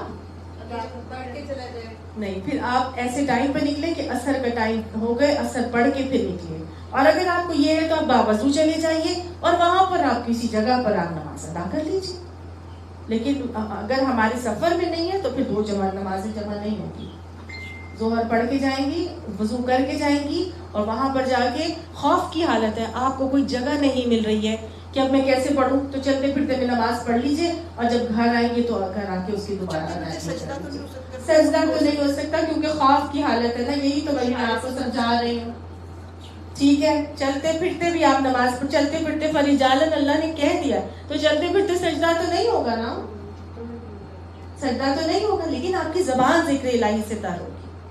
سمجھ میں آگے؟ کسی کو کنفیوژن تو نہیں ہے؟ کوئی اس کی ادائیگی ہوگی، کر دیں، کر دیں، اگر آپ کو فیلنگ ہے آپ کر دیں، نہیں بھی کریں گے تو آپ کی نماز تو کاؤنٹ ہو جائے گی۔ والذین یتوفون منکم، اور وہ لوگ جو تم میں سے فوت ہو جاتے ہیں، ویذرون، اور وہ چھوڑ جاتے ہیں، ازواجا، اپنے ازواج، یعنی فوت ہو جائیں اور اپنے ازواج چھوڑ جائیں، یعنی کوئی بیوہ ہو جائے اگر اور اس کا شوہر مر جاتا ہے تو وہ کیا کرے؟ وصیتاً، وہ وصیت ہے، ایک وصیت ہے لازواجہم، ان کی ازواج کے لیے، متاعا، نان نفقہ ہے، الی الحول، نان نفقہ دیے جائیں گی 1 سال تک، غیر اخراج، اور گھروں سے نہیں نکالی جائیں گی۔ تو یہ حکم کہ جب ایک عورت کا شوہر مر جائے اور وہ بیوہ ہو جائے تو وہ کیا کرے گی؟ وہ 1 سال تک اس کو نان نفقہ دیا جائے گا اور وہ گھروں سے نہیں نکالی جائے گی۔ یہ وہ حکم ہے جو ابتدائی حکم تھا۔ یہ جو ہم نے پیچھے بیوہ ہونے کے احکامات آ گئے تھے نا، جو ہم نے پڑھ لیا تھا کہ بیوہ کی عدت کتنی ہے؟ 4 مہینے 10 دن، ہم نے پیچھے پڑھا تھا۔ تو یہ والے پچھلے احکامات جو بیوہ کی عدت کے 4 مہینے 10 دن کے احکامات آنے سے پہلے عرب کے اندر یہی قانون رائج تھا کہ بیوہ عورت کو 1 سال تک گھروں میں رکھا جاتا تھا، ان کو نان نفقہ دیا جاتا تھا شوہر کی طرف سے، اور ان کو گھر چھوڑنے کی اجازت نہیں تھی. لیکن جب وہ احکامات اللہ کی طرف سے 4 مہینے 10 دن کے آ گئے تو پھر وہ یہ حکم منسوخ ہو گیا تھا اور وہی حکم جو ہے وہ امپلیمنٹ کیا جاتا ہے. اور آج تک بیوہ عورت کی عدت کتنی ہے؟ 4 مہینے 10 دن. اس کے بعد وہ آزاد ہے، جو مرضی وہ کر سکتی ہے. ٹھیک ہے. اچھا یہاں پر آپ دیکھیں بڑی خوبصورت حکمت ہے اللہ کے اس حکم میں. حکمت ہمیں یہ بھی نظر آتی ہے، میں نے شاید پہلے بھی آپ کو بتایا تھا کہ 1 سال کا عرصہ وہ عرصہ ہوتا ہے جو ہر قسم کے مینٹل شاک سے نکلنے کے لیے بہت سفیشینٹ ہوتا ہے. منگنی ٹوٹ جائے، بیوگی ہو جائے، طلاق ہو جائے، کچھ بھی ہو جائے، اس رشتے کی ٹوٹنے کے بعد جو مینٹلی اپسیٹ ہوتا ہے انسان، اس سے نکلنے کے لیے کم سے کم 4 مہینے 10 دن میں بہتر ہو جاتا ہے اور زیادہ سے زیادہ 1 سال کا عرصہ لگتا ہے. اور پھر تو وہ بالکل ہی ہر چیز کو جیسے کہے نا کہ وقت بڑا مرہم ہے اور وہ بہت سی چیزوں سے اس میں سے نکل آتا ہے اور وہ نئی چیز زندگی کے لیے تیار ہو جاتا ہے. کئی دفعہ کسی کا ڈیتھ ہو جائے ہسبینڈ کی تو وہ کہتی ہیں کہ نہیں میری تو زندگی ختم، میں نے اب کچھ نہیں کرنا. لیکن سال گزرتا ہے تو ان کو خود بخود جیسے کہتے ہیں ہوش آنا شروع ہو جاتا ہے. تو یہ اللہ کی طرف سے جو پہلا حکم تھا اس میں بھی بہت مصلحت ہے. فَإِنْ خَرَجْنَا، اچھا اب وہ جو نکل آئے اس کے بعد فَلَا جُنَاحَ عَلَيْكُمْ فِي مَا فَعَلْنَ فِي أَنفُسِهُنَّ، پھر آپ کے اوپر کوئی گناہ نہیں ہے کہ وہ اپنے لیے اپنی زندگی کے بارے میں جو بھی کریں. یعنی بیوہ عورت اگر اس ٹائم عدت کے بعد نکل آئے اس فیز میں سے تو پھر اس کے بعد جو فیصلہ وہ کرنا چاہتی ہے کوئی گناہ کسی اور کے اوپر نہیں ہے، وہ اپنے کیے کی خود ذمہ دار ہے. شادی کرنا چاہتی ہے تو وہ آزاد ہے، شادی کر سکتی ہے. نہیں کرنا چاہتی تو کوئی اس کو فورس نہیں کرے گا اور اس کے اوپر زبردستی نہیں کی جائے گی. وہ جو فیصلہ کرنا چاہتی ہے اس کو اجازت دی جاتی ہے. لیکن جو باکرہ ہوتی ہے، جو ان میرڈ ہوتی ہے، اس کو کہا گیا ہے کہ وہ ولی اس کے لیے فیصلہ کرے گا. میں معروف ہے، لیکن وہ کس طرح سے؟ بھلے طریقے سے. جو فیصلہ ایک بیوہ عورت کرتی ہے وہ بھلے طریقے کا فیصلہ ہونا چاہیے، اچھا فیصلہ ہونا چاہیے، معروف فیصلہ ہونا چاہیے. غلط قسم کا کوئی اقدام بیوہ عورت کی طرف سے بھی عدت کے بعد نہیں لیا جانا چاہیے. اللہ عزیز الحکیم، اور اللہ زبردست حکمت والا ہے. وَلِلْمُطَلَّقَاتِ، اور واسطے طلاق یافتہ عورت کے متاع بالمعروف، ایک فیصلہ، ایک جو ہے نا ایک فائدہ ہے یا ایک نفقہ ہے، اور وہ بھی کیا ہے؟ معروف طریقے کا. یعنی معروف طریقے سے طلاق یافتہ عورت کو بھی کیا دو؟ کچھ نہ کچھ دے دیا کرو. حقاً علی المتقین، یہ متقین کے اوپر حق ہے. یہ ہم پہلے بھی پڑھا تھا ہم نے کہ ہر شخص اپنی استطاعت کے مطابق دے. الموسعی قدر، ہے نا، ہم نے پڑھا تھا کہ وسعت والا اپنی مقترت کے حساب سے دے، اور جس کا ہاتھ تنگ ہے وہ اپنے حساب سے دے ضرور. لیکن یہ متقین کے اوپر حق ہے کہ وہ اگر اس کی طلاق یافتہ عورت بھی ہے تو وہ اپنی عورت کو کچھ نہ کچھ دے دلا کر ہی رخصت کرے. یہ متقین کے اوپر اللہ نے حق کر دیا ہے اور فرض کر دیا، یعنی کہ ثابت کر دیا ہے.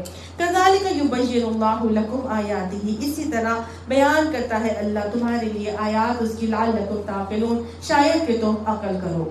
الم تر الی الذین خرجوا من دیارہم، کیا نہیں تم نے دیکھا ان لوگوں کی طرف، خرجوا جو نکلے تھے، من دیارہم اپنے گھروں سے.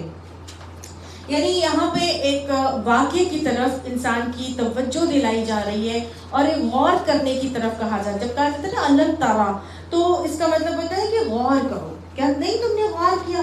کیا تم نے ان لوگوں کو نہیں دیکھا؟ کن لوگوں کی طرف نہیں دیکھا؟ جو کیا ہوا تھا؟ نکلے تھے اپنے گھروں سے. تو پہلی بات تو یہ ہے کہ انسان اپنے گھروں سے کب نکلتا ہے؟ انسان تو گھروں میں پناہ لینے کے لیے جاتا ہے. گھر سے انسان کب نکلے گا؟ مجبور ہو کے، اور جب کوئی ضرورت پیش آ جائے ایسی کہ گھر میں رہنا محال ہو جائے، یا جب کوئی گھروں سے ہی نکال دے. نہیں تو انسان تو مشکل پریشانی میں تو یا تکلیف میں تو پناہ لینے اپنے گھر میں ہی جاتا ہے. تو گویا کوئی ایسے حالات آ گئے تھے کہ انسان کو اپنا گھر چھوڑنا پڑا اور وہ اپنے گھروں سے نکل گئے. کوئی ایسی کنڈیشنز آ گئی ہوں گی اس زمانے میں کہ ان کو اپنے گھر ہی چھوڑنے پڑے. جنگ، آپ نے کہا جنگ، آپ نے کہا جہاد، آپ نے کہا ہجرت، یا وہاں پہ ایسے کوئی ایسے انارکی کی سچویشن آ جائے, قتل و غارت ہو رہی ہو, یا کوئی ایسی بیماری آ جائے, کچھ نہ کچھ ہو جائے, وجہ آگے بتائی جا رہی ہے, وہم الوف, اور وہ کتنے تھے؟ الوف, ہزاروں. الف 1000 کو کہتے ہیں, الوف کس کو کہیں گے؟ ہزاروں. یعنی اتنے زیادہ تھے, ہزاروں کی تعداد میں کچھ لوگ تھے جو اپنے گھروں کو چھوڑ کر نکل گئے. وجہ بتائی جا رہی ہے حذر الموت, اپنے موت کے خوف سے نکلے تھے. گویا موت کے خوف سے اپنے گھروں کو چھوڑ کر بھاگ گئے تھے, نکل گئے تھے. وہ سمجھتے تھے اگر ہم یہاں رہیں گے تو ہم مر جائیں گے. بیماری کوئی بھی حالات آتا ہے تو اگر ہم دیکھیں زلزلہ کے آفٹر شاک سے لوگ بھاگ جاتے ہیں ڈر کے, تو موت سے ڈر کے اگر بھاگیں گے تو کیا موت دوسری جگہ پر نہیں آتی؟ اللہ تعالیٰ فرماتے ہیں اَيْنَمَا تَكُونُوا يُدْرِكْكُمُ الْمَوْتُ, جدھر بھی تم ہوگے موت تمہیں آ لے گی. وَلَوْ كُنْتُمْ فِي بُرُوجٍ مُشَيَّدَةٍ, چاہے تم بڑے بڑے قلعوں میں کیوں نہ ہو, بڑے بڑے بروجوں کے اندر ہی کیوں نہ ہو, موت تو تمہیں آ جائے گی. موت کا وقت مقرر ہے, موت سے تو کسی کو نفرت نہیں ہے. تو اگر میں موت سے ڈر کے یہاں سے بھاگ جاؤں, دوسرے ملک میں جا کے بیٹھ جاؤں, تو کیا میں بچ جاؤں گی؟ آپ لوگ کے سامنے ہے ابھی کا جو سب مرین کا واقعہ ہوا ہے, کیا ہوا ہے؟ موت کو تو خرید کے وہ وہاں پر پہنچ گئے جہاں پر ان کی موت لکھی ہوئی تھی. باپ بیٹا دونوں کروڑوں روپیہ دے کر وہاں پر پہنچے کہ میری موت یہاں لکھی ہے, مجھے یہاں پہ مار دو. اس کے بارے میں بھی ہے نا کہ یس, ابھی آپ کو حضرت سلیمان, حضرت ادریس علیہ السلام کے دور کے 2 واقعات سناتی ہوں. ایک شخص تھا, وہ حضرت سلیمان علیہ السلام کے پاس آیا, اس نے کہا کہ مجھے نا ایک شخص یہاں پر بہت گھورتا رہتا ہے, تو خدا کے لیے آپ مجھے نا اس علاقے سے کسی دوسرے دراز علاقے میں بھجوا دیں. ہوا ان کے ہاتھوں پہ مسخر تھی, وہ کہیں اڑن قالین بھی ہوگا ان کے پاس. انہوں نے اس شخص کو جو ہے وہ دوسرے کسی دور دراز علاقے میں پہنچا دیا. جب وہ وہاں پر پہنچ گیا تو وہی شخص وہاں پر اس کو گھور رہا تھا. وہ کہنے لگا وہ مجھے وہاں سے تم سے بچ کے تمہیں یہاں پر آئی, تم یہاں کیا کر رہے ہو, کیسے آ گئے ہو؟ تو وہ کہنے لگا اس لیے کہ میں موت کا فرشتہ ہوں, اور مجھے اللہ نے حکم دیا تھا کہ تمہاری اس علاقے میں اس جگہ پہ جان نکالنی ہے, تو میں تمہیں اسی لیے ڈھونڈتا رہتا تھا کہ تم تو ادھر ہو, تو میں تمہاری ادھر کیسے جان نکالوں, مجھے تو یہ حکم اللہ کی طرف سے ملا. تو دیکھو تم خود ہی یہاں پر پہنچ گئے. موت کی جگہ بھی مقرر ہے, موت کا وقت بھی مقرر ہے. موت سے ڈر کے بھاگنے والے موت سے نہیں بچ سکتے. یس, حضرت ادریس کا واقعہ, اس میں کیا ہوا تھا؟ حضرت ادریس علیہ السلام کو اللہ تعالیٰ نے کہا کہ ادریس آپ کو جو ہے نا جتنے نیک عمل ہوں گے نا دنیا میں لوگ کریں گے, ہم آپ کو سارے نیک عمل کی, لوگوں کے نیک عمل کی بھی نیکی آپ کے پلڑے میں ڈال دیں گے. کیوں؟ قابیل نے قتل کیا تھا, جتنے قتل ہوں گے, ایک برائی کا کام انجام دیا تھا, سٹارٹ کیا تھا, تو جتنے قتل ہوں گے اس سب کا گناہ قابیل کے پلڑے میں لکھا جائے گا, اس کے اعمال نامے میں. اسی طرح حضرت ادریس علیہ السلام 4 نمبر کے نبی ہیں, تو جتنے نیکی کے کام وہ کریں گے, ان کو دیکھ کے جو کرے گا, تو یہ صدقہ جاریہ کی صورت میں تمام لوگوں کے نیک اعمال کس کے ذمہ جائیں گے؟ حضرت ادریس کے. تو اللہ نے, ہاں جی, ہمیں ڈیٹیل وہاں سے ملتی ہے نا, اسرائیلیات سے ملتی ہے. تو اس میں کیا ہے کہ اللہ تعالیٰ نے جب ان کو یہ بات پہنچائی کہ آپ جتنے نیک عمل کریں گے, تو جتنی دنیا میں نیک عمل ہوں گے ان سب کا اجر بھی آپ کو ملے گا, تو ان کو حریص ہو گئے, ان کا دل کیا کہ میں اللہ تعالیٰ میری عمر زیادہ کر دے تاکہ میں زیادہ سے زیادہ نیک عمل کروں اور زیادہ اجر کو سمیٹ سکوں. تو انہوں نے فرشتے کو کہا جو ان کا دوست تھا کہ تم ایسا کرو, اگر ملک الموت آئے تو اس کو کہنا کہ ادریس کی جان ابھی نہ نکالے, مجھے تھوڑا سا مہلت دے دیں, وقت دے دیں. تو ملک جو فرشتہ ان کا دوست تھا, انہوں نے کہا کہ ٹھیک ہے, آپ ایسا کریں کہ میرے پروں پہ سوار ہو جائیں, چلے میں آج آپ کو سیر کراتا ہوں. آسمانوں کی سیر کے لیے وہ چلے گئے. جب وہ آسمانوں کی سیر کے لیے اوپر گئے ہیں تو 4تھے آسمان پر پہنچے, تو وہاں پر کیا ہوا؟ ملک الموت آ گئے. جب ملک الموت آئے تو ملک الموت سے اس فرشتے نے کہا کہ ادریس علیہ السلام نے آپ کے لیے ایک پیغام دیا ہے، وہ یہ کہہ رہے ہیں کہ میری ابھی آپ جانکاری نہ کرنا، مجھے تھوڑا وقت دے دیں اللہ تعالیٰ سے کہہ کر. تو جب ملک الموت نے کہا کہ ادریس علیہ السلام کدھر ہے، تو وہ کہنے لگے، فرشتے نے کہا میرے پروں کے نیچے. انہوں نے کہا آگے سے اچھا مجھے ابھی اللہ تعالیٰ نے حکم دیا تھا کہ چوتھے آسمان پر ادریس کی جان نکال لوں، اور میں کہہ رہا تھا ادریس تو زمین پر ہے، تو میں چوتھے آسمان پہ ان کی جان کیسے نکالوں. انسان خود اپنی موت کی جگہ پہنچ جاتا ہے، اور اگر موت نہیں لکھی تو جو مرضی کر لے. یہ لوگ کیسے نکلے تھے بنی اسرائیل کے لوگ؟ اللہ تعالیٰ ان کے بارے میں بتا رہا ہے کہ تمہیں ان لوگوں کی خبر پہنچی ہے، ان لوگوں پہ غور کیا ہے جو ہزاروں کی تعداد میں نکلے تھے اور موت کے ڈر سے نکلے تھے. تو اگر موت کے ڈر سے نکلے تھے تو کہیں اور جائیں گے تو موت نہیں آئے گی. گویا اس علاقے میں کچھ ایسے حالات کریٹ ہو گئے تھے کہ ان کو یہ ڈر تھا کہ اگر ہم یہاں رہے تو ہم مر جائیں گے.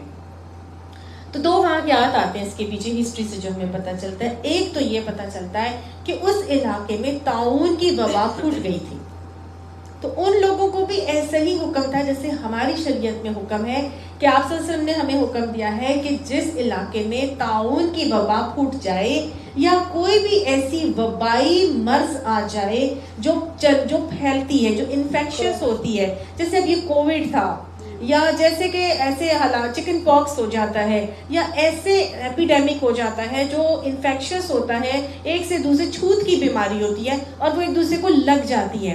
سوائن فلو تھا جیسے ہمارے گزرا، تو اس میں کیا ہوتا ہے پھر کوارنٹین کروایا جاتا ہے، اس علاقے کے لوگوں کو اس وقت تک وہاں پہ روکے رکھا جاتا ہے جب تک کہ وہ انفیکشن اسپریڈنگ کا جو ٹائم ہوتا ہے اس کے فری نہ ہو جائے. ایسے ہی ہوتا ہے. تو اس کو کوارنٹین کا ٹائم کہا جائے، جس کو کیا کہتے تھے، کرنٹین، اردو میں کرتینا سم تھنگ کہا جاتا تھا. تو وہ کیا جاتا ہے. ٹھیک ہے، تو یہ ہماری بھی شریعت میں یہی حکم ہے، ان کو بھی یہی حکم تھا کہ نہ تو کوئی وہاں پر آئے اور نہ اس جگہ سے کوئی باہر جائے. طاعون کی وبائی بیماری ہوتی ہے، ایک سے دوسرے کو لگتی ہے. اگر کوئی اس علاقے سے دوسری جگہ جاتا ہے تو دوسری جگہ پر بھی اس پلیگ کو پھیلا دیتا ہے، دوسری جگہ بھی وہ پھیل جاتی ہے. تو اس طرح نا بیماری پوری دنیا میں اسپریڈ ہو سکتی ہے. کووڈ آپ کے سامنے، تو ایک ہی جگہ پہ پھر اس کو کنفائن کیا جاتا ہے تاکہ وہ وہیں پر آہستہ آہستہ ختم ہو جائے اور دوسری دنیا اس میں انوالو نہ ہو. لیکن انہوں نے کیا کیا، یہ ڈر گئے. انہوں نے کہا نہیں، ہم اب یہاں پر رہیں گے تو ہم تو مر جائیں گے، تو یہاں سے بھاگو. اور یہ سب کے سب ہزاروں کی تعداد کے جو لوگ ہیں یہ وہاں سے بھاگ گئے، دوسری جگہ گئے. کیا ہوا، موت آنی تھی وہ وہاں پر بھی آ گئی، اور سب کے سب آہستہ آہستہ آہستہ مرتے چلے گئے. اس طرح ٹائم ہوا کہ ایک ان میں سے مر گیا. اس زمانے کے دور کے ایک نبی تھے جن کا نام تھا حزقیل. حضرت حزقیل وہاں سے گزرے تو انہوں نے دیکھا کہ ہزاروں کی تعداد میں لوگوں کی ہڈیاں پڑی ہوئی ہیں. تو اللہ سبحانہ تعالیٰ کی طرف سے حکم آیا تھا، فقال لهم اللہ موتو، اللہ نے ان سے کہا مر جاؤ. ظاہر ہے وہ موت سے ڈر کے نکلے تھے، اللہ کا حکم تھا مر جاؤ، وہ سب کے سب مر گئے. ثم احیاهم، پھر اللہ نے ان کو زندگی دی. تو حضرت حزقیل نے اللہ سے دعا کی اور حضرت حزقیل کی دعا سے ان کو احیاهم یعنی ان کو زندہ کیا گیا. ٹھیک ہے. دوسری جو واقعہ ہمیں آتا ہے وہ یہ آتا ہے کہ جو بنی اسرائیل کا جو قوم تھی حضرت موسیٰ علیہ السلام کے دور میں، حضرت موسیٰ علیہ السلام نے ان سے کہا تھا کہ جاؤ اور فلسطین کے علاقے کو فتح کرو. تو حضرت موسیٰ علیہ السلام کی قوم نے آگے سے کیا کہا تھا، اے موسیٰ تو اور تو تیرا خدا جا اور لڑ، ہم وہاں تو بہت زور آور لوگ رہتے ہیں، ہم تو ان کے سامنے ٹڈے لگتے ہیں، لہٰذا ہم یہی بیٹھے ہیں، تم اور تمہارا خدا جاؤ اور دونوں لڑو. حالانکہ اللہ تعالیٰ نے ان کو فتح کا وعدہ دے دیا تھا، لیکن وہ ڈر گئے تھے، وہ نہیں گئے تھے. ٹھیک ہے. تو پھر اللہ تعالیٰ کی طرف سے کیا ان کو اللہ نے فرمایا تھا نا کہ ذلت اور پستی اور بدحالی ان پر مسلط کر دی گئی، اور وباء بغضب من اللہ، اور اللہ کے غضب میں وہ گر گئے. اب ہوا یہ کہ تھوڑا سا ٹائم جب گزرا تو وہ کیا کرتے تھے، وہ نکلتے تھے. وہ کہتے تھے ہم یہاں سے اب جاتے ہیں, تھوڑا سا ان کے دل میں آیا کہ جاتے ہیں, یہاں اس علاقے سے نکلے. جب انہوں نے اپنے نبی کی نافرمانی کر دی, اللہ کے وعدے پہ توکل نہیں کیا, اور اب جب وہ جانے کے لیے تیار ہوتے تھے تو پھر ایسی اللہ کی طرف سے پستی اور ذلت ان پہ مسلط ہوئی کہ وہ جس جگہ سے گھومتے پورا دن چلتے رہتے اور رات کو جب قیام کرتے اور صبح اٹھتے تو دیکھتے وہ اسی جگہ پر موجود تھے. 40 سال اسی طرح وہ اسی علاقے میں گھومتے پھرتے رہے اور اسی جگہ پر ہوتے تھے جہاں سے انہوں نے سفر شروع کیا گیا تھا. تو 40 سال گزرے اور پوری کی پوری ان کی ایک نسل ختم ہوئی. تو اللہ تعالیٰ اس طرح کہہ رہا ہے کہ فقال لهم الله موتوا. اب یہ یہاں پہ موت کے ڈر سے اسی لیے ہوئے تھے کہ اگر ہم یہیں پر رہے تو یہ نہ ہو کہ نبی کا حکم تو ہم نے مانا نہیں تھا, تو اب ہم جاتے ہیں اور ہم کرتے ہیں, اب ہم جاتے ہیں اور اب ہم کرتے ہیں. یہ نہ ہو کہ نبی کی بد دعا ہم کو لگ جائے یا ہم کسی اس میں پھنس جائیں. تو اب یہ موت کے خوف سے اب یہاں سے نکلے اور دوسرے علاقے کو فتح کرنے کے لیے. لیکن نہیں, اب تو اللہ تعالیٰ نے ان کے اوپر اپنا غضب نازل کر ہی دیا تھا. پھر 40 ایئرز میں ان کی پوری کی پوری نسل مری. پھر ثم احیاہم, اللہ نے اب نئی نسل اٹھائی. اب جب نئی نسل اٹھائی تو اس زمانے کے جو دور کے جو نبی تھے وہ حضرت یوشع بن نون تھے. حضرت یوشع بن نون تھے. حضرت یوشع بن نون کی قیادت میں اس قوم نے, پھر جو نئی نسل اٹھی تھی, انہوں نے ان کی قیادت میں فلسطین کے علاقے کو فتح کیا. ٹھیک, فلسطین کو جب انہوں نے فتح کیا تو فلسطین کو فتح کرنے کے بعد چونکہ 12 قبیلے تھے حضرت موسیٰ علیہ السلام کی, جو بنی اسرائیل کے جو قوم تھی, تو 12 قبیلوں نے جا کے 12 ریاستیں فلسطین میں بنا لی. جب انہوں نے 12 ریاست, میں اس لیے بتا رہی ہوں کہ اگلا جو واقعہ ہے وہ اسی سے ریلیٹڈ ہے. اب جب 12 ریاستیں بنائی گئی 12 قبیلوں نے, تو جب مل کے ایک جگہ پہ حکومت کی جاتی اور ایک ہی اپنا خلیفہ منتخب کیا جاتا, پورے فلسطین کو ایک ہی بندہ چلاتا, سب کی کمبائنڈ مشورے سے, وہ زیادہ پاورفل تھا یا 12 قبیلوں کی 12 ریاستیں بن گئی اور کوئی بھی اتنی زیادہ پاورفل نہیں ہو سکتی. ٹھیک ہے, 12 لیڈرز بن گئے, ہر بندہ کمزور تھا, ہر کوئی اپنے اپنے علاقے کو لے کے اسی میں مگن ہو گیا. تو کیا ہوا, ان کے درمیان پھوٹ پڑ گئی, ان کے درمیان کمزوری آ گئی اور ان کے اوپر قوم عمالقہ والے قابض ہو گئے. قوم عمالقہ والے آئے اور آ کے ان کے اوپر خوب ان کے اوپر حملے کیے, ان کی اینٹ سے اینٹ بجائی, ان کی مسمار کی, ان کی چیزیں توڑی, ان کو لے گئے. ان کے پاس جو تابوت سکینہ تھا, وہ تابوت سکینہ جس کے اندر سکینت کا سامان تھا, جس سے اپنے پاس رکھ کے یہ سکون محسوس کرتے تھے, جنگوں میں جاتے تھے تو اس کو ساتھ لے کے جاتے تھے, کیونکہ اس کے اندر مختلف قسم کے تبرکات تھے. اور وہ اللہ تعالیٰ ابھی آگے ہمیں بتائیں گے کہ اس تبرکات میں کیا کیا تھا. اس میں حضرت موسیٰ علیہ السلام کا عصا تھا کہا جاتا ہے, اور حضرت ہارون علیہ السلام کی چیزیں تھیں, کچھ جو ہے وہ نالین تھے ان کے جوتے وغیرہ. پھر اس کے علاوہ تورات کی جو سلیں تھی جس پہ اللہ تعالیٰ نے 10 کمانڈمنٹس کندہ کر کے دیے تھے وہ لکھے تھے, وہ شریعت اس کے اندر موجود تھی. پلس ایک بوتل میں انہوں نے من کو سٹور کر لیا تھا, من کو, تاکہ آنے والی نسلوں کو بتایا جا سکے کہ اللہ سبحانہ تعالیٰ نے کتنی ان کے اوپر جو ہے فضل کیا تھا اور ان کو چیزیں جو ہے وہ نوازی تھی. تو یہ سب چیزیں ان کے پاس تھیں. وہ جہاں جنگوں میں بھی جاتے تھے تو وہ تابوت سکینہ کو اٹھا کے لے جاتے تھے. ان کے لیے یہ ہوتا تھا کہ یہ ہمارے لیے برکت کا سبب ہے اور اس کی وجہ سے ہمارے اوپر کوئی آفت نہیں آئے گی. لیکن کیا ہوا, جب یہ لوگ علیحدہ علیحدہ بٹ گئے تو قوم عمالقہ والے آئے اور ان کے اوپر حملہ آور ہوئے اور ان کی تمام ریاستوں کے اوپر قابض ہو گئے. ان کا تابوت سکینہ اٹھا کر لے گئے. صحیح, ان کے عبادت خانوں کو جلا دیا, مسمار کر دیا, لونڈی غلام بنا دیے. بہت تباہی اور بربادی ان لوگوں کے ساتھ انہوں نے کی تھی. تو ابھی آگے بڑھیں گے, تو اسی لیے میں نے بھی آپ کو یہ تھوڑی سی ہسٹری بتا دی ہے. اللہ تعالیٰ فرماتے ہیں ان اللہ لذو فضل علی الناس, بے شک اللہ لوگوں کے اوپر بڑا صاحب فضل ہے, ولکن اکثر الناس لا یشکرون, لیکن اکثر لوگ جو ہے وہ شکر نہیں کرتے. یہ جو بات بتائی جا رہی ہے کہ اللہ تعالیٰ تو فضل کرنے والا ہے لیکن اکثر لوگ شکر نہیں کرتے. گویا اللہ کے جو احکامات ہیں نا وہ میرے اور آپ کے بھلے کے لیے. اللہ نے جو بھی مجھے اور آپ کو بات بتا دی ہے نا وہ ہمارے لیے فضل ہی ہے اللہ کا. اگر ایک چیز ہمیں مل رہی ہے تو بھی اللہ کا فضل ہے, ایک چیز ہمیں نہیں مل رہی تو بھی اللہ کا فضل ہے. اگر وہ چیز ہمیں نہیں مل رہی, صرف چیز مل جائے یا نعمت مل جانے والے کے لیے نہیں کہا جاتا کہ اس کے اوپر اللہ کا بڑا فضل ہے. اگر غور سے دیکھا جائے تو چیز نہیں مل رہی وہ بھی اللہ کا فضل ہے, کیونکہ قرآن میں ہی اللہ نے ہمیں بتا دیا ہے کہ اگر ہم اس کو دے دیتے تو وہ ناشکری کرنے لگتا. تو کئی چیزیں نہ ملنا بھی اللہ کا فضل ہوتی ہے. اس لیے اللہ تعالیٰ سے ہمیشہ دعا کرنی چاہیے کہ الحمدللہ علی کل حال. اللہ تعالیٰ فرما رہے ہیں بے شک اللہ لذو فضل علی الناس, اللہ بڑا لوگوں کے اوپر فضل کرنے والا ہے. ولکن اکثر الناس لا یشکرون, لیکن اکثر لوگ شکر نہیں کرتے. تو ہر حال میں پھر کیا کرنا ہے؟ اللہ کا شکر کرنا ہے, کیونکہ اللہ نے دیا ہے تو بھی شکر ہے, نہیں دیا تو بھی شکر ہے, کیونکہ وہ صاحب فضل ہے. وہ فضل ہی کر رہا ہے ہر حال میں.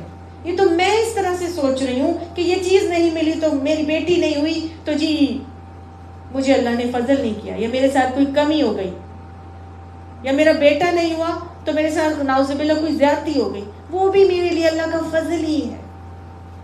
تو چیزوں کا نہ ہونا یا نعمت کا نہ ہونا یا نعمت سے محروم ہونا بھی کیا ہے؟ اللہ کا فضل ہی ہے. اللہ نے صاف فرما دیا ہے کہ میں بہت فضل والا ہوں. یہ انسان ہے جو شکر نہیں کر رہا. تو آج سے اصول سمجھ لے, پکڑ لیجئے, پلے سے باندھ لیجئے کہ ہر حال میں اللہ کا شکر کرنا. ملی ہے تو بھی, نہیں ملی تو بھی. دعا کون سی کرنی ہے؟ الحمدللہ علی کل حال. اچھا, اب یہاں پر ایک واقعہ اللہ نے بتایا ہے کہ موت کے ڈر سے بھاگ گئے تھے. تو گویا اللہ سبحانہ تعالیٰ اس حوالے سے ہمارے اندر سے موت کا ڈر نکال رہے ہیں. کیوں؟ کیونکہ اللہ تعالیٰ نے انسان کو ابھی تیار کرنا تھا. یاد کر لیجئے, یہ سورہ بقرہ ہے, یہ مدینی دور میں پہلی نازل ہونے والی سورت ہے. ابھی جنگ بدر فرض نہیں ہوئی تھی, ابھی قتال فرض نہیں ہوا تھا, جنگ بدر نہیں ہوئی تھی. اللہ نے بندوں کو مشرکین مکہ سے لڑنے کے لیے مسلمانوں کو تیار کیا تھا. جہاد پہ جانے کے لیے دو چیزیں رکاوٹ بنتی ہیں ہمیشہ, ایک موت کا ڈر اور ایک مال کا خوف. جان کا خوف اور مال کا خوف. تو یہ اللہ نے یہاں پر موت کا خوف نکالا. اور اب دیکھیے حضرت خالد بن ولید کی مثال ہمارے سامنے. حضرت خالد بن ولید کا کیا ہوا تھا؟ اتنی جنگیں لڑی کہ خود کہتے ہیں کہ میرے جسم کے اوپر بالش بھر بھی جگہ ایسی اتنی نہیں تھی جہاں گہرے زخم کا نشان موجود نہ ہو. اتنی جسم کے اوپر زخم تھے ان کے, لیکن مرے کیسے؟ کیا شہید ہوئے؟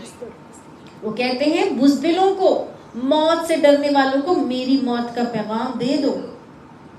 موت لکھی ہے بستر مرگ پر تو وہیں آئے گی, چاہے ساری زندگی وہ لڑتے رہے جنگ میدان جنگ میں جا کے. موت لکھی ہی نہیں تھی وہاں پر, کیسے آ جاتی؟ تو اللہ نے کیا کہا؟ موت سے مت ڈرو. موت جہاں لکھی ہے وہیں پر آئے گی. صرف موت سے ڈر کے تم جہاد میں نہیں جاؤ گے, ایسے مت کرنا. تو وہ اللہ تعالیٰ نے یہاں پہ کیا کہا کہ جب اللہ کا حکم ہوگا موت تبھی آئے گی. ان لوگوں کو دیکھ لو جو موت سے ڈر کے بھاگے تھے اور ان کی موت پھر بھی آ گئی تھی, اور جن کی نہیں لکھی ہے ان کی نہیں آئے گی, حضرت خالد بن ولید کی جیسے. تو اللہ نے کہا وقاتلوا فی سبیل اللہ, اور اللہ کی راہ میں قتال کرو, جنگ کرو, جنگ کے لیے لڑو, استطاعت کے ساتھ بھی لڑو, قدرت بھی ہے تو بھی لڑو. اب دیکھیے اللہ تعالیٰ نے مکہ میں اجازت نہیں دی تھی, یہ اجازت کہاں ملی؟ مدینہ میں. جب ان کے پاس ابھی وہ والی اجازت, وہ والے تو نہیں تھے, مالی استطاعت تو نہیں تھی, لیکن بہرحال ان کی ایک ریاست بن چکی تھی, ان کے پاس قدرت تھی, طاقت تھی, اور اب یہ اس سے لڑ سکتے تھے اور یہ جہاد کے لیے اور نکلتے ہیں. تو اللہ تعالیٰ نے ان کو کہا کہ اب اللہ کی راہ میں نکلو اور قتال کرو. وَعَلَمُوا, اور جان لو, ان اللہ سمیع علیم, یہ کہ اللہ سبحانہ تعالیٰ سننے والا بھی ہے, جاننے والا بھی ہے. جو کرو گے, جو کہو گے, جو چیزیں جمع کرو گے, جتنی مشقت محنت کرو گے, جتنی اس کے لیے ایفرٹ لگاؤ گے, یاد رکھنا اللہ سن بھی رہا ہوگا, جان بھی رہا ہوگا. ٹھیک ہے, تو اللہ کی طرف سے یہاں پہ حکم آیا. اب اللہ نے مالی طور پر مسلمانوں کو موٹیویٹ کیا اور یہ کہا کہ یہ دیکھ لو, یہ مطلب دیکھیں جب بھی انسان جہاد کے لیے نکلے گا, قتال کے لیے نکلے گا, تو فزیکلی تو نکلے گا اپنی جان ہتھیلی پر رکھ کے, لیکن صرف اور صرف سر بکف ہو کر نہتے تو نہیں نکل آنا نا. آپ کو ہتھیار بھی چاہیے, آپ کو سواری بھی چاہیے, آپ کو مال بھی خرچ کرنا ہے, اس کے اندر نان نفقہ بھی خرچ ہوگا, کھانا پینا بھی چاہیے, پتہ نہیں کتنے دن کا سفر ہو, پتہ نہیں کتنے دن رکنا پڑے, تو مال بھی لگنا ہے. تو اللہ تعالیٰ مسلمانوں کو موٹیویٹ کر رہے ہیں کہ قاتلو کرو گے جب اللہ کی راہ میں, تو یاد رکھنا کہ پھر مال بھی لگانا پڑے گا. جب مال لگاؤ گے تو اللہ نے صاف کہہ دیا کہ دل چھوٹے نہ ہو جائے. مال نکالنا آسان نہیں ہوتا, مال نکالنا نا دل سے یا جیب سے بڑا مشکل ہوتا ہے. اور انسان جب مال دیتا ہے نا تو اس کو لگتا ہے بس گیا, ہاتھوں سے گیا, پرس میں سے خالی ہوا, گیا. انسان یہی سمجھتا ہے نا, پرس میں سے میں نے نکال دیا ہے تو اب میرا پرس خالی ہو گیا. یہ بالکل ایسے ہی ہو جاتا ہے کہ جیسے بظاہر ایک چیز ختم ہو گئی, ہماری نظروں سے اوجھل ہو گئی. تو اللہ تعالیٰ نے ہمارے دل کو اطمینان دینے کے لیے اتنا خوبصورت لفظ بتا دیا کہ یہ جو دے رہے ہو نا تو مال اللہ کی راہ میں, یہ کیا ہے؟ قرض ہے. منزل الذی, کون ہے جو یقرض اللہ, وہ قرض دیتا ہے اللہ کو, قرضن حسنا, اچھا قرض. اور قرض وہ مال ہوتا ہے جس کی ملنے کی امید ہوتی ہے. میں آپ کو قرض دوں گی, کیا آپ سمجھیں گی اس سے کہ میں نے یہ واپس کرنا. میں آپ کو دے رہی ہوں 50 روپے دے رہی ہوں, 5 لاکھ روپے دے رہی ہوں, یہ میری طرف سے قرض ہے. آپ مجھ سے مانگیں گی, آپ مجھے 5 لاکھ قرض دے دیں گی, کیا سب سمجھیں گے کہ وہ مجھے یہ واپس کریں گے؟ قرض یہی ہوتا ہے نا جو واپس کیا جاتا ہے. تو اللہ تعالیٰ نے کہا ہے اللہ کو کون قرض دینا چاہتا ہے؟ اللہ چاہتا ہے تو یہ بھی کہہ سکتا تھا کون ہے جو مجھے اپنا مال دے گا. اللہ نے اتنے پیارے طریقے سے کہہ دیا یہ جو بھی تم مجھے دو گے نا یہ قرض ہوگا, مجھ پر قرض ہے, میں نے یہ لوٹانا ہی لوٹانا ہے. تو یہ بھول جاؤ کہ تم اگر اللہ کی راہ میں دے دو گے تو وہ تمہیں ملے گا نہیں واپس. اللہ نے کہہ دیا کم سے کم کتنا ہے, من جاء بالحسنۃ فلہ عشر امثالھا, جو ایک نیکی لے کے آئے گا اس کو 10 گنا کا وعدہ ہے. اسی طرح کی 10 چیزیں ملیں گی. رابعہ بصری کو تو بڑا یقین تھا, ہمیں پتہ نہیں ہے کہ نہیں ہے.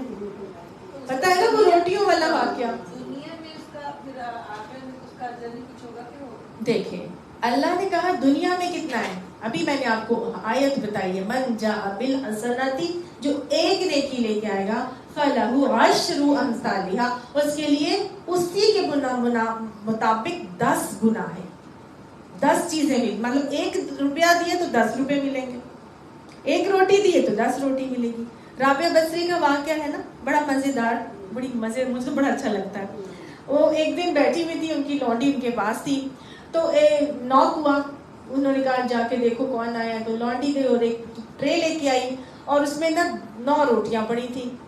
تو وہ کہتی ہیں کہ مالکن یہ 9 روٹیاں آئی ہیں. تو وہ کہتی ہیں نہیں ہماری نہیں ہے, یہ کسی اور کی ہے, ہم نے غلطی سے دیکھا ہے, تو دے آؤ واپس. وہ جا کے دیتی ہے, پھر تھوڑی دیر بعد پھر ناک ہوتا ہے, پھر وہ جاتی ہے, تو جا کے مالکن یہ 9 روٹیاں آئی. کہتی ہیں نہیں ہماری نہیں ہے, یہ کسی اور کی ہے, وہ غلطی سے یہاں پہ لا رہے ہیں. تیسری دفعہ پھر ایسے ہی ہوا, پھر 9 روٹیاں ہوئی. وہ کہنے لگی کہ مالکن آپ کیوں نہیں لے رہی, وہ بار بار ادھر ہی آ رہے ہیں, ہمارے لیے یہ لا رہا ہوگا. وہ کہنے لگی نہیں یہ 9 ہو ہی نہیں سکتی, اللہ کا وعدہ ہے کہ جو 1 دے گا میں اس کے بدلے میں 10 گنا لوٹاؤں گا. میں نے 1 روٹی اللہ کی راہ میں آج دی تھی, اگر اللہ لوٹا رہے تو 10 آنی چاہیے, یہ 9 نہیں ہونی چاہیے. تو کہتی مالکن 10 ہی آتی ہے, میں 1 اپنے لیے نکال کے رکھ لیتی ہوں. سمجھ آئی؟ یہ ہے یقین اللہ کی اس بات کے اوپر. اور یہ تو کم سے کم ہے جو اللہ نے بتا دیا. کتنا دے گا آگے ہی بتا رہے ہیں اللہ سبحانہ تعالیٰ. قرآن میں باقاعدہ اللہ سبحانہ تعالیٰ نے بتا دیا کہ اگر ہم کوئی چیز نکالتے ہیں اپنے ہاتھ سے دیتے ہیں تو ہمیں لگتا ہے گیا. تو اللہ تعالیٰ نے اسی لیے ہم کو بتا دیا کہ مثل الذین ينفقون اموالهم فی سبیل اللہ، وہ جو اللہ کی راہ میں اپنے مال خرچ کرتے ہیں ان کی مثال ایسی ہے. یہ آگے آیت آئے گی لیکن میں آپ کو ابھی سے بتا رہی ہوں. اللہ نے یہ مثال دی ہے کہ کمثل حبۃ، اس کی مثال ایسی ہے جیسے ایک دانہ ہوتا ہے. انبت سبع سنابل، وہ 7 بالیں اگاتا ہے. ایک دانہ بوئیں وہ کتنا اگاتا ہے؟ 7 بالیں. ایک دانہ جب ہم زمین میں بوتے ہیں تو وہ دانہ بظاہر غائب ہو جاتا ہے. اسی طرح جب ہم مال اللہ کی راہ میں دیتے ہیں تو ہمارے پرس میں سے وہ مال غائب ہو جاتا ہے، لیکن وہ غائب نہیں ہوتا. اس کی مثال کیسی ہوتی ہے؟ جیسے زمین میں ہم نے ایک دانہ بو دیا، وہ غائب ہو گیا. اب انبتت سبع سنابل، اس میں سے 7 بالیں نکلے. فی کل سنبلۃ مئۃ حبہ، ہر بال میں 100 دانے. جیسے بھٹے کی چھلی ہوتی ہے اس میں ایک چھلی میں کتنے 100 دانے ہوں. تو گویا اللہ تعالیٰ نے فرمایا کہ 700 گنا، یعنی کہ 7 بالیں اور ہر بال میں 100، دیٹ مینس ایک دانے کے بدلے کتنا ہے؟ 700. واللہ یضاعف من یشاء، اور اللہ چاہتا ہے جس کے لیے یضاعف، زیادہ کر دیتا ہے. واللہ واسع علیم، اور اللہ وسیع علم والا. یہ آیت آگے آئے گی لیکن میں نے آپ کو مثال دی ہے کہ اللہ کی راہ میں جب ہم خرچ کرتے ہیں، ابھی انہوں نے پوچھا تھا نا کیا کہ بس وہ 10 گنا ہی آ جائے گا، دنیا میں کتنا آئے گا؟ تو اللہ تعالیٰ نے کہا کہ 700 کا وعدہ، 10 کا تو وعدہ کنٹی کم سے کم ہے، لیکن 700 مل سکتا ہے، لیکن اس سے بھی زیادہ جس کے لیے وہ چاہے گا وہ اس سے زیادہ کر دے گا. تو حضرت ابو ہریرہ سے آتا ہے کہ جب یہ آیت آئی نا کہ من ذا الذی یقرض اللہ قرضا حسنا، تو اس میں اللہ سبحانہ تعالیٰ ایک کے بدلے میں 2 کروڑ کا ثواب دیتے ہیں. قرض حسنہ میں ایک کے بدلے میں 2 کروڑ کا ثواب دیتے ہیں. ابن مردویہ میں آتا ہے کہ واللہ یضاعف لمن یشاء، جب کی آیت جب آئی تو آپ نے فرمایا کہ، اور اللہ تعالیٰ سے دعا کی کہ اے اللہ میری امت کو کچھ اور زیادہ عطا فرما دے. تو پھر اللہ سبحانہ تعالیٰ نے یہ من ذا الذی یقرض اللہ والی آیت جو ہے وہ اتاری تھی، اور پھر آپ نے یہی دعا فرمائی. تو پھر ایک اور آیت سورہ زمر کی اتری تھی کہ انما یوفی الصابرون اجرهم بغیر حساب، کہ صبر کرنے والوں کو اللہ تعالیٰ بے حساب ہی دیں گے. اور حدیث ہمیں بتاتی ہے کہ جب تم میں سے کوئی اپنے حلال مال میں سے صدقہ کرتا ہے تو اللہ سبحانہ تعالیٰ اس کو اپنے دائیں ہاتھ سے لیتا ہے اور اس کو اس طرح پالتا ہے یا بڑھاتا ہے جیسے تم میں سے کوئی اپنے بچھیرے کو پالتا ہے، حتیٰ کہ اس کو بڑھاتے بڑھاتے بڑھاتے بہت پہاڑ کے برابر کر دیتا ہے. سمجھ آ گئی؟ تو یہ لیمٹس ہیں جو حدیث اور قرآن ہمیں بتا رہا ہے کہ کتنی زیادہ اللہ سبحانہ تعالیٰ ایک کے بدلے میں ہمیں یضاعف کا معاملہ کرتے ہیں. اور یہ وہ قرض ہے جو اللہ ہمیں کس طرح ہماری اخلاص، ہماری نیت، ہماری ضرورت، ہماری احتیاج اور ہر چیز کے اوپر بیس کر کے اللہ سبحانہ تعالیٰ ہمیں اس عمل کا ریوارڈ عطا فرماتے ہیں. اللہ نے فرمایا کہ فَيُضَاعِفَهُ لَهُ أَضْعَافًا كَثِيرًا، اللہ بے حساب جو ہے اضافاً کثیرہ کے حوالے سے عطا فرمائیں گے. تو قرض حسنہ اگر کسی کو دیا جائے تو کیسے دیا جائے؟ قرض دیا جائے اللہ کی راہ میں اگر ہم اپنا مال لگاتے ہیں فی سبیل اللہ. فی سبیل اللہ کسی بھی قتال کے لیے لگاتے ہیں، پڑھائی کے لیے لگاتے ہیں، کسی کو معلمہ بنانے کے لیے، کسی اچھے کام کے لیے، جو بھی اللہ کی راہ میں، من خرج فی طلب العلم فہو فی سبیل اللہ، جو علم حاصل کرنے کے لیے نکلا، العلم قرآن و حدیث کا علم حاصل کرنے کے لیے نکلا، فہو فی سبیل اللہ، یہ حدیث ہے تو وہ اللہ کی راہ میں ہے. اگر آپ اس بندے کے لیے اپنا مال لگا رہے ہیں جو قرآن و حدیث کا علم حاصل کر رہا ہے تو بھی آپ اللہ کی راہ میں، کیونکہ دین کی تبلیغ، دین کی اشاعت، دین کے غلبے کے لیے، قتال کے لیے، جہاد کے لیے جس بھی معاملے کے لیے جب اللہ کے دین کے غلبے کے لیے اس مال کو استعمال کیا جائے گا تو یہ فی سبیل اللہ کے زمرے میں آنے والا عمل ہے. تو اللہ نے کہا کہ اگر قرض دے رہے ہو اللہ کی راہ میں تو کیسا دینا؟ قرض حسنا. اور قرض حسنا میں جو 5 باتیں آتی ہیں. سب سے پہلی بات تو یہ ہے کہ آپ کی نیت میں اخلاص ہو. آپ خالصتاً اللہ کے دین کے غلبے کو چاہتے ہو, خالصتاً اللہ کے لیے کر رہے ہیں, لوگوں کو دکھانے کے لیے نہیں کر رہے ہیں. ٹھیک ہے. دوسرا, آپ کا مال حلال ہونا چاہیے. ٹھیک. تیسرا یہ ہے کہ پورے دل کی خوشی کے ساتھ دیں, پورے دل کے ثبات کے ساتھ دیں. یہ نہ سوچیں بھائی کاش یہاں نہ دیتی, ابھی تو میری یہ ضرورت بھی تھی, یہاں پوری کر لیتی, وہاں بعد میں دے دیتی. نہیں, پورے دل کی خوشی کے ساتھ دینا ہے. اور چوتھی بات یہ ہے کہ بالکل مناسب جگہ پہ دینا ہے, جہاں آپ کو یقین ہو کہ یہ دین کی اشاعت, تبلیغ, نفاس اور اللہ کے غلبے کے لیے علائے کلمات, علائے تو کلمت اللہ کے لیے آپ دے رہے ہیں. ٹھیک ہے, اللہ کے کلمے کو بلند کرنے کے لیے دے رہے ہیں. اور پھر دینے کے بعد اگر کسی انسان کو دیا تو پھر دینے کے بعد کسی قسم کا احسان جتانا اور تکلیف دینے کا معاملہ نہیں ہونا چاہیے. وَلَا تُبْدِلُوا صَدَقَاتَكُمْ بِالْمَنِّ وَالْأَذَىٰ, ہم پیچھے پڑھ کے آئے ہیں نا, تو ایسے نہیں کرنا ہمیں. ٹھیک ہے نا. تو اللہ نے کہا کہ وَاللَّهُ يَقْبِضُ وَيَبْسُطُ, اور اللہ وہ گھٹاتا بھی ہے اور بڑھاتا بھی ہے. تم سمجھو گے کہ مال دے رہے ہو تو وہ گھٹ جائے گا؟ نہیں, اللہ سبحانہ تعالیٰ ہے وہی گھٹاتا ہے, وَيَبْسُطُ, اور وہی دراز کرتا ہے, وہی بڑھاتا ہے. یہ مت سمجھنا کہ تمہارے دینے سے وہ گھٹ جائے گا, وہ نہیں گھٹے گا, اللہ کے اوپر ہے. وہ آپ سے فرماتے تھے نا, قسم کھا کے فرمایا تھا کہ صدقہ دینے سے مال کم نہیں ہوتا. ہاں کہ تم دکھاوے کے لیے کرو گے تو ضرور کم ہو جائے گا. یہ تو تمہاری نیت کا اخلاص ہے, تمہاری نیت کا کھوٹ ہے جو بتا دے گا کہ یہ گھٹے گا یا زیادہ ہو جائے گا. فل نیت سے دو گے تو آپ یقین کریے ہمیشہ بڑھے گا. اس کو تو مطلب پروون بات ہے, کبھی مال کم نہیں ہوگا. وَإِلَيْهِ تُرْجَعُونَ, اور اسی کی طرف تمہیں پلٹ کے جانا ہے, تم پلٹائے جاؤ گے. اللہ نے یہ کیوں کہا کہ اسی کی طرف تم پلٹائے جاؤ گے؟ اس لیے کہ یاد رکھنا یہ مال وہ چیز ہے جس کے بارے میں تم سے حساب لیا جائے گا. آپ سلسلے میں فرمایا تھا نا, کوئی ابن آدم اپنی جگہ سے ہل نہیں سکے گا جب تک 5 باتوں کا جواب نہیں دے دے گا. عمر کس حال میں گزاری, جوانی کن کاموں میں بسر کر کے آئے ہو, مال کہاں سے کمایا, مال کہاں خرچ کیا.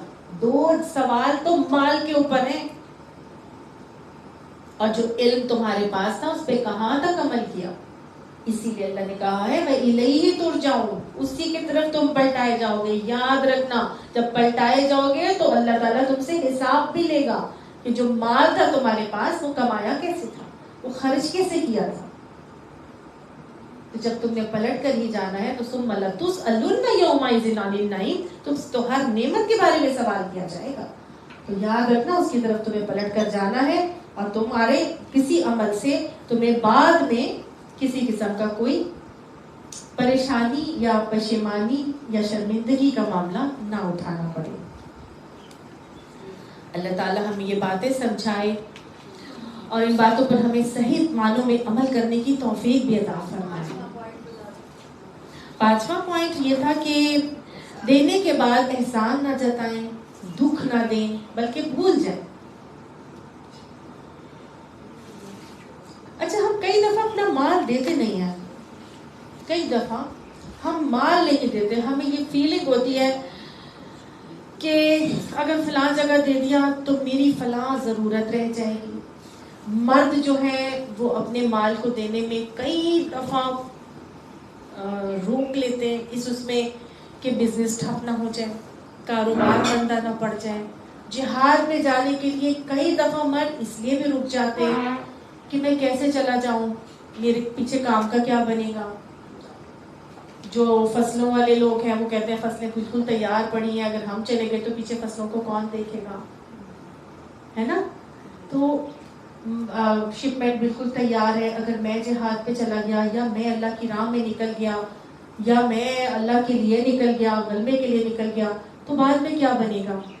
پیچھے سے کون دیکھے گا اس کو؟ اسی لیے اللہ نے یہاں پر کہہ دیا تھا گھٹانا بھی میرے اختیار میں ہے اور بڑھانا بھی میرے اختیار میں. تو یہ مت سمجھنا کہ تمہارے جو اتنے خوف تم پر لاحق ہو رہے ہیں, خدشات میں تم جا رہے ہو کہ پیچھے سے کیا بنے گا, یہ میرے اختیار میں. اللہ کی راہ میں نکل آؤ گے, اللہ سنبھال لے گا, ہر چیز ہو جائے گی. ابھی جو لوگ ہمارے حج پر گئے ہیں, کیا ہوا؟ کیا پیچھے سے ان کے گھر والوں کو خدا نہ خواستہ کوئی آفت آ گئی؟ کیا ان کے بچے نکل گئے ہاتھوں سے؟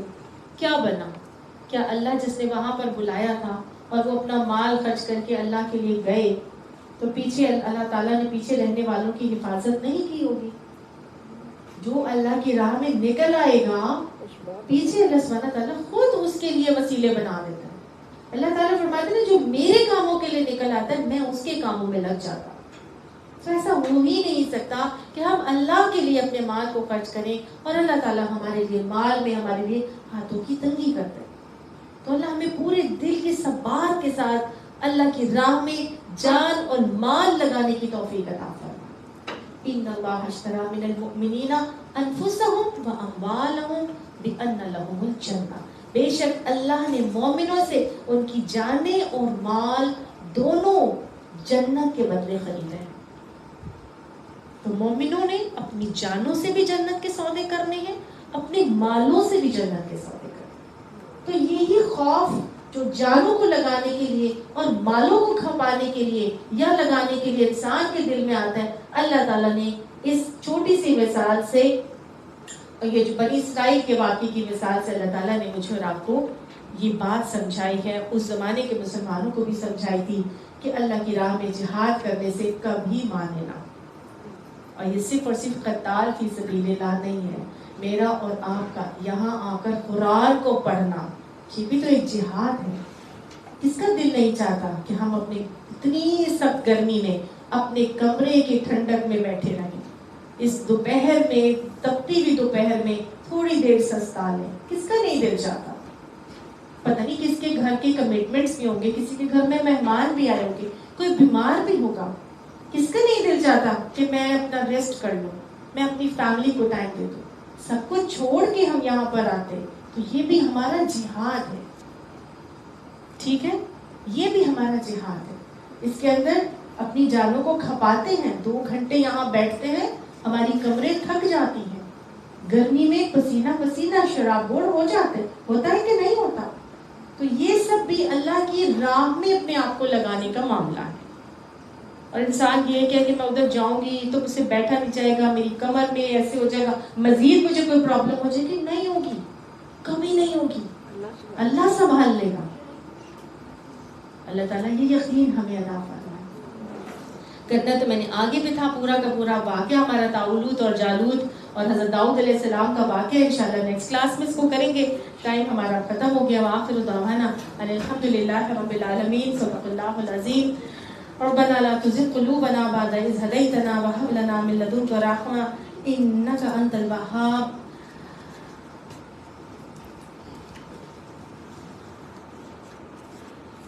ربنا ظلمنا أنفسنا وإن لم تغفر لنا وترحمنا لنكونن من الخاسرين.